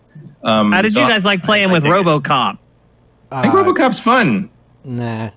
he's a big, slow, lumbering thing, but he has just a whole bunch of references to the movie rolled into one. And are they revoiced or are they from the movie? He's voiced by Peter Weller, but it's new recordings. Okay, so they didn't just sample the films; he re-recorded them. No, it's all new dialogue, and of course it has to be because one of the NetherRealm's trademarks is when the two fighters come out, they trade dialogue that is almost always specific to the other character. Right. That's right. Actually, that's one of the coolest things about this is it finally gives you the opportunity to, like I always say, the big 4 sci-fi R-rated movies of the 80s were Aliens, Terminator, RoboCop, and Predator. And Predator and Alien were in the last Mortal Kombat. Now you have Terminator and RoboCop. And it's actually Arnold Schwarzenegger and Peter Weller trash talking each other before the fucking fight. That's great. That is great. That is great. Like I know it's old Arnold, like from the Dark Fate movie, but it's awesome to see him come up and Arnold's just like what model are you? And RoboCop's like, I'm a cop, Terminator, and he says, I am not subject to human law, and like it's just like it's fucking great. Like it's a cheap. It's not worth paying $40 for it. Well, of course not, but it's just like a cheap thrill. RoboCop's talking trash with the Joker. Like there's some neat shit in here, just in terms of like fanboying out on things. I will say with Matt with the voice acting that the voice actor Shang Tsung from the movie returns in this one, and he steals every scene. This DLC is mainly focused on Shang Tsung, and everyone knows him as a deceptive character, and they play on that so well that the facial animation with him is great. There are constant moments where not dialogue, just non-dialogue moments where just his facial expression sells the moment, and you're like, wow. I mean, it almost made everyone. Why did you not like RoboCop? I didn't like RoboCop because when he was too much of a distance character, and it's really hard to keep people at a distance. When he gets too close to people, he doesn't have much fluidity, and so it became really difficult to try to do combos. A lot of his combos have to do with coming from far away, and if you're going to get up close, you need to do a combo like boosting your jetpack to run into the opponent, and then you can pummel them because they're a little bit stunned. But if you're going to go in with a fist, it's not going to really work with RoboCop. But if you have Shiva. No, Shiva's an old character, though. She is an old character, around. but she is with the DLC pack, and she is up close and personal. She gets in your face. She's big on grapples. I think she has like 5 different grappling moves that I've been able to figure out, and that's more than any character I've experienced so far with playing the game. And she just, I think people that are newer to the series might like her more because she has a little more fluidity with close combat. And then the last one that character-wise is Fujin, and he's a mixture of the two. He's a lot more flashier. Excuse me. And I would say the biggest thing for him is his combos are a lot more complicated, but when you do them, they are so cool, and it makes you feel like a badass. So cost-benefit analysis. Exactly. So he's going to be the one that you're going to spend a lot of time trying to figure out, but it's definitely going to be worth it in the end. I'm trying to think of anything else for plot. I mean, that's basically the rundown is like RoboCop's a zoner, Shiva is a grappler, and Fujin is controlling space. Yep. He has some stuff that actually lets you push the character closer to you to like then start up something on it. You can like pull the character. Yeah, because he's the wind god, so he can like use the wind to like blow you towards him and stuff like that, and then knock you away. Like he's very good at like pulling you in and then knocking you out. Okay. And I'm also impressed by Fujin. He's not a new character, but all the stuff I think in this is new animation. I'm impressed by him because you can see how he fights similarly to Raiden, who is the lightning god. They're both elder gods. They're brothers. But he fights he fights differently, but you can tell that they're kind of from the same school. Like there's almost they're a family, brothers. Mitch just said. Yeah, there's a family resemblance in how they fight that I think is a nice little subtle touch that doesn't have to be there, but it is. Yeah. So Mitch, you said $20 is the most you would pay for this DLC?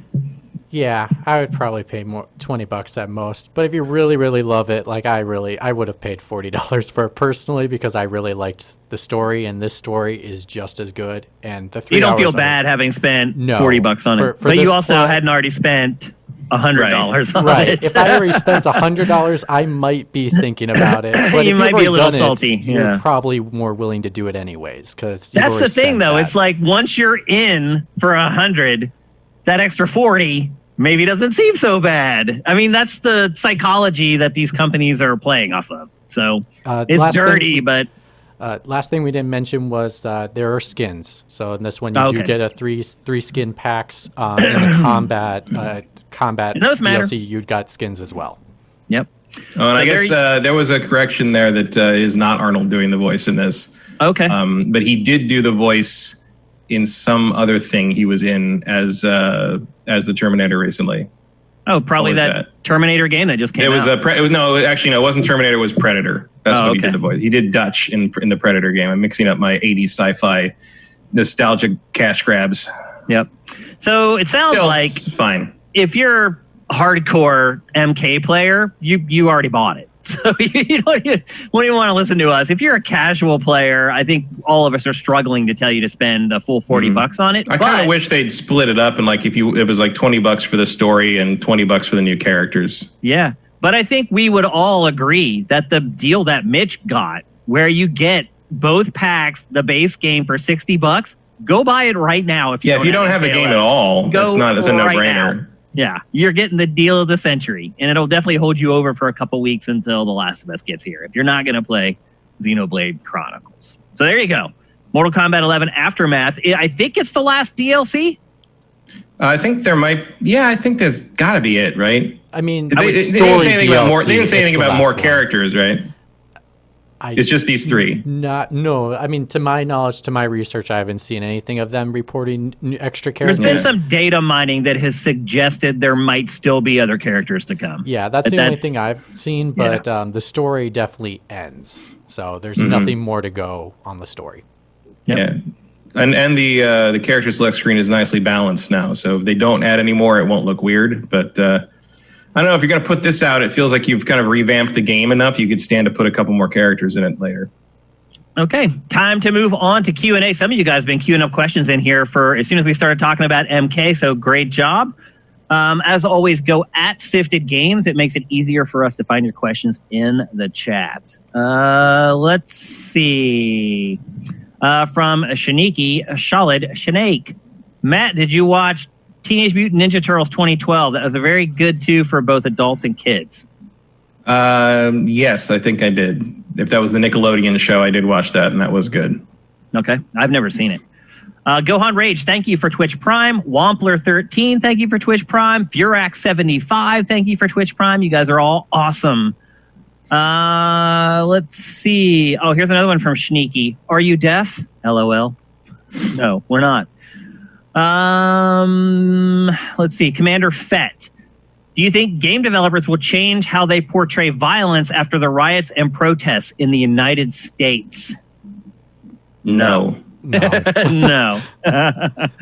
No. Nothing like that ever seems to affect how game developers, movie directors portray their art. And it shouldn't. They should make the art that they want to make. So yeah, the most I think you saw was like after 9/11. It was a couple years before a building got destroyed. Yep. In a movie. And wasn't there a movie that actually had a plane like crashing into the building that they had to remove the scene from or something? There were a couple movies. Metal Gear Solid 2, right? Yeah, they did cut that out. There were a couple movies that like just removed the Twin Towers from the background. Yeah. Spider-Man got rid of that one trailer where he webs the guys in the helicopter up between the towers, that kind of thing. Yeah. But I mean, I don't think so. Like it's there might be a protest video game. Could be. I mean, State of Emergency 3 probably won't be coming anytime soon. I think maybe you might. More likely, I think you will see. You won't see a game whose premise is like a virus outbreak anytime soon. Yeah, after all the ones that were made already are released. Yeah, there's it's still not so like much. 6 of them that have to come out. Like somewhere, somebody's pulling all the Prototype 3 artwork off the wall because they're not making that anymore. Let's see. SJD Swanland, a follow-up from last week. Did you get your TurboGrafx Mini? Any thoughts? I did. I played it a bit. It's fine. I liked it. It has a lot of games on it because you can switch between TurboGrafx and PC Engine, so it has both the American and Japanese libraries in there. There's weird splitting up between them, like the TurboGrafx side has Bonk 2 and Air Zonk, which was Bonk 3, and then only the PC Engine side has Bonk 1, which is bizarre to me. So there's some doubling up. Like there's some games on both sides, and there's some games only on one side, and there's no real pattern to that.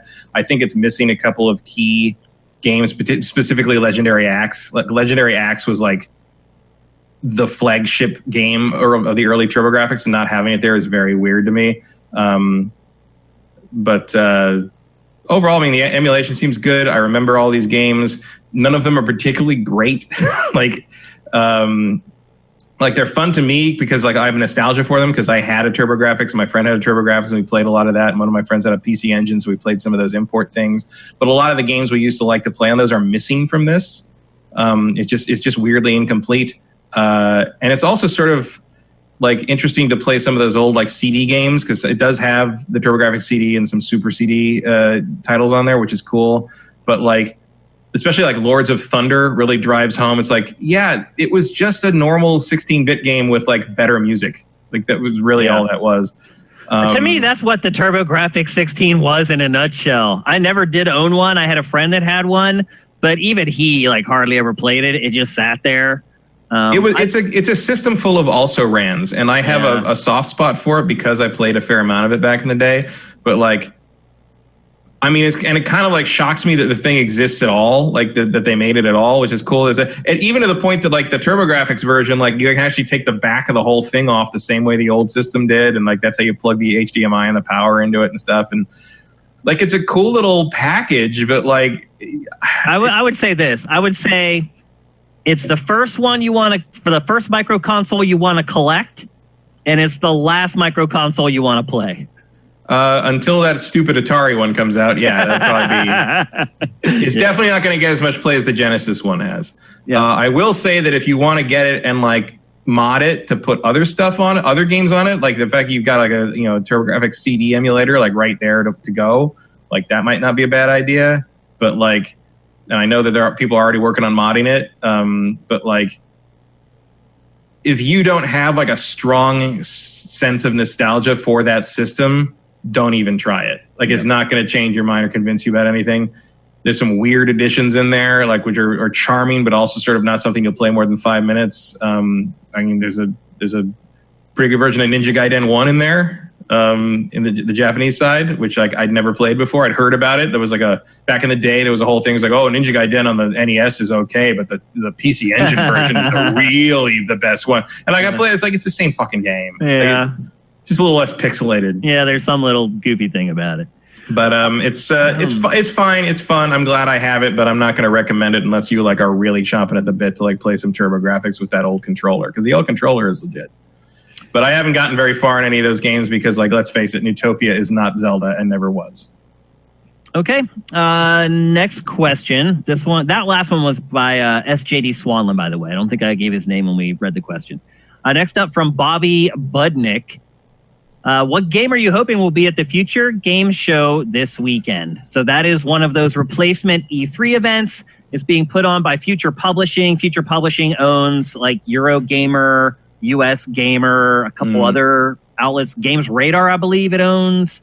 So anyway, they're doing their own thing, just like IGN is doing its own thing, just like Shack News. It's so funny how all these outlets just decided, well, we need to do our E3 thing. So anyway, back to this question.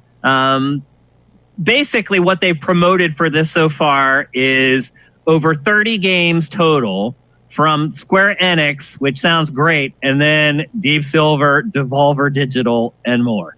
It's hosted by Emily Rose and Nolan North. So here is the first example of what I was talking about when we discussed this a while ago. There's not enough to go around. If you have too many shows, there's not going to be enough games, trailers, developer walkthroughs to go around to make every one of them interesting. And this, to me, now that we're seeing the lineup for one of these things, is the first clear example that is going to be the case. Now, I will say this. I guarantee you IGN has much better stuff. It's going to have better stuff. It's got more viewers, more uniques, more impressions. Publishers are going to give them the big stuff. So don't look at what Future is offering as a sign of what we're going to get from all the rest of the events, including Keighley's Summer Game Fest. This is just Future. And I would say if I'm saying, okay, what game do we want to see? What's the Square Enix game that you're excited for the most? Fill in the blank with that, and I think that's your answer. Well, I think also because Nolan North is being there, he's in Avengers. So there is a potential that Avengers might be there. Or some kind of hint at it. Chances are that's going to be the game that's there. I would also argue that makes perfect sense because, in all honesty, if you're IGN or your GameSpot, that's probably not in the top 20 on your list to get on your show. So, as far as like a bigger A-tier game, that's about as good as it gets, and that's probably what I would expect for Future to have in its show. And I would just expect of those 30 games, probably 27 of them are going to be indie games. That'd be my guess. We'll see. But that's just me guessing. Let's see. Do we have any more? Derek D111. Although here he has an extra one. I would probably be getting both Ghost of Tsushima and Last of Us Part 2. But if you could only play one, which would it be? I personally would choose Ghost just because I think I will spend more time with it. I also posed this question in the forums. I'll answer first because I think we know Matt's answer. For me, that's really tough. Really, really tough. But, oh man. Last of Us Part 2, I think. Literally by like a hair. Because I'd like each one of them, or I'm interested in both of them for kind of completely different reasons. They're really hard to compare. But if I could only play one before I died, it would be The Last of Us Part 2 because it is more in my wheelhouse. I'm more of like the zombie movie horror guy than the kung fu movie, Chinese kung fu movie, whatever. So it's more in my wheelhouse, but I think both are going to be great. And Matt, I think we know what you're going to answer. Yep. I picked Ghost of Tsushima because I think Ghost of Tsushima is going to be a better game. It probably will be. And I would just watch the cutscenes of Last of Us 2 on YouTube or something. Okay. Mitch, how about you? Very, very close like you, but I go Ghost of Tsushima. I like samurai. I love Japanese culture, so it's in my wheelhouse. Okay. Which one do you guys think will sell better? Last of Us 2. Last of Us Part 2. Yeah. That's what I figured. Twitch Prime, thank you. To Texture Glitch, Short Raver, Slagathor. Thank you guys all for the Twitch. Oh my gosh, there's so many more questions here. We're not going to be able to get to them all. I'm sorry, guys. There's just too many. From Texture Glitch, because he helped us out with Twitch Prime, we'll answer his question. Well, why are we excited about the Unreal 5 engine? When looking at the list of games using Unreal 4, most of it was jank. It wasn't a dominant engine this generation like Unreal Engines 2 and 3 were in their time. Frostbite, Unity, Snowdrop, etc. have been much more influential. Epic did revenue sharing for Unreal 4. Was it a coincidence that they lost their crown then? Or is diversity and availability of engines the reason that the age of the Unreal Engine is over? Longest question ever asked on GameFace. I don't know if I'd say Frostbite was influential. As in something you don't want to do. Yeah, I guess good counterexample of how to make an engine. Things. The data is that Unreal Engine 4 was 20 to 25% of all games released in Generation 8. I just looked up that data last week. And I would say on top of that, it's not as much of like what Unreal Engine 4 can do. It's what can everything else do, because it's going to be similar to match it. So you're getting a What do you mean by preview. what can everything else do? Like the What else? game engines that what competing engines can do. Exactly. Like it's just basically this is a scale, and this is where the other game engines are going to match in scale in regards to quality. And so therefore we know what that next gen looks like. I think that's what it's more of. It's not more of this engine is the best engine in the world. It's that this is what next gen's going to look like, and all the other engines are going to look similar in regards to quality. The thing about middleware, though, is that the more they're used, the better they get, because all the developers work on them. They work on the libraries, the documentation. They share information internally with other studios at their company working on games. So there is value in an engine getting used more often. However, I think the number one engine right now is Unity. Because they have the most favorable cuts as far as, although they're much better with Unreal Engine 5 than they were with 4, but they have the most favorable cut. And most of my development friends say that it is like my first video game development tool. That just about anyone with a lot of passion can use Unity and make a game. Unreal Engine, a little more complicated. And you're right. If there aren't as many people making games for Unreal Engine 5, the libraries aren't going to be as good. The resources aren't going to be as good. And you're going to have to lean more on Epic to help you when you're building games, which is not what you really want to do. You don't want to have to wait on some random third party to get back to you when you have a feature that you're trying to implement in your games. So I think your question's a little disingenuous, and I don't think you did it on purpose. Unreal still is a really big engine, and a lot of people do use it for their games. And it's going to get better. And I do agree that they maybe dropped the ball a little bit last gen, but I think Epic also got caught up in a lot of other stuff like Fortnite and some other things that it was doing that were probably a lot more financially successful than Unreal Engine 4, to be honest with you. So I don't give them a pass, but I can understand why they slipped a little bit. Unreal Engine isn't going anywhere. It's going to keep being one of the top 3 engines being used to create video games. People like Epic. They trust Epic. They've been working with Epic, as you mentioned, for a really, really long time. And there's a comfort level there with that. And when you're talking about projects that cost $150 million to fund, that's what you want. You want certainty. You want to know that when you make that call, someone's going to answer. They're going to have the answers. So I probably by the end of Generation 9, I wouldn't be surprised if the 3 big engines have a 33-33-33 split, because all 3 of them are functional for a certain type of developer and are functional for making a certain type of game. And I think all that will just equal out by the time we're at the end of Gen 9, and they'll all be doing very well. Just my take. Here's the last one, because we got to get out of here, because Mitch has to get out of there before he breaks curfew. Curfew doesn't apply for work. Like, you can go to and from work. Oh, I thought if you're just out after curfew, they can pull you over for any reason. I mean, they could, but you just say I'm coming from work. But I also have to take a lift, so I don't know if lifts are available during curfew. Yeah, I also don't want Mitch standing out on the street all that long waiting for a lift after curfew, so we're going to wrap this sucker up here quick. The last one from Kadaz. Is there any wisdom to waiting until the PS5 release to play The Last of Us Part 2, Ghost of Tsushima, or Cyberpunk? Would that give you a noticeably better experience in the way that Red Dead 2 or Horizon did when played on the PS4 Pro versus the base PS4? Kadaz, if you have the willpower to wait for all 3 of those games until the PS5 comes out, sure. I have no such willpower. So I'm just going to say right now, I could never do that. If you think you can, then go for it, because I do believe you'll get a better experience on PS5. What do you guys think? I don't think it'll be that different. I also don't think you'll make it that long without getting spoiled on Last of Us 2, if there's something you care about. And like Cyberpunk in particular, like probably the experience will be better, but like if you're that worried about the experience of Cyberpunk to the point of buying a new system and waiting for it, like why not just buy a new video card? Why not just buy an Xbox Series X? Because that's going to be a better experience than PlayStation 5 probably. In terms of raw power, depending on how well CD Projekt Red can optimize for the PS5 in the amount of time they have. I mean, that's always true. Like at that point,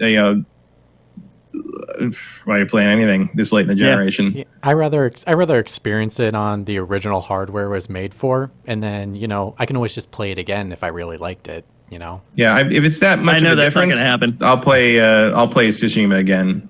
I'm sure. But what else am I doing in July, frankly?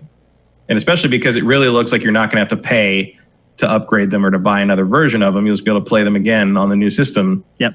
Like, there you go. Like, if it comes to the time when you feel like you like to play it with a slightly better visual look, there, it's going to be there for you.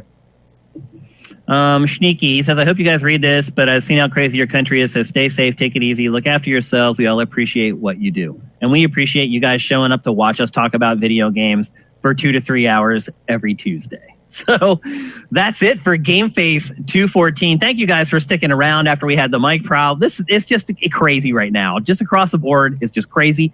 We're all doing the best we can. I want to thank you guys for all your support financially, emotionally, in any way you're doing it. We're all helping each other get through this right now, and that's what we're all here for. We're all friends, and that's what friends are for.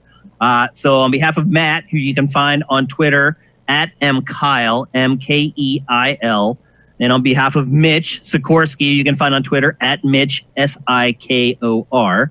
I'm Shane Satterfield, and you can find me at Dinfire. And if you want to know what the heck is going on with Sifted, like why did our stream start an hour late today, you need to find us on Twitter at Sifted Games and follow us there, and you'll know anytime anything out of the ordinary is about to happen.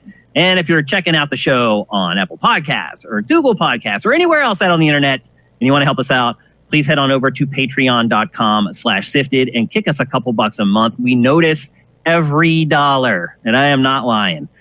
So thanks, everybody, for watching on the stream. Thanks for everyone for their support. Everybody stay safe. Everyone be careful. GameFace is up and out.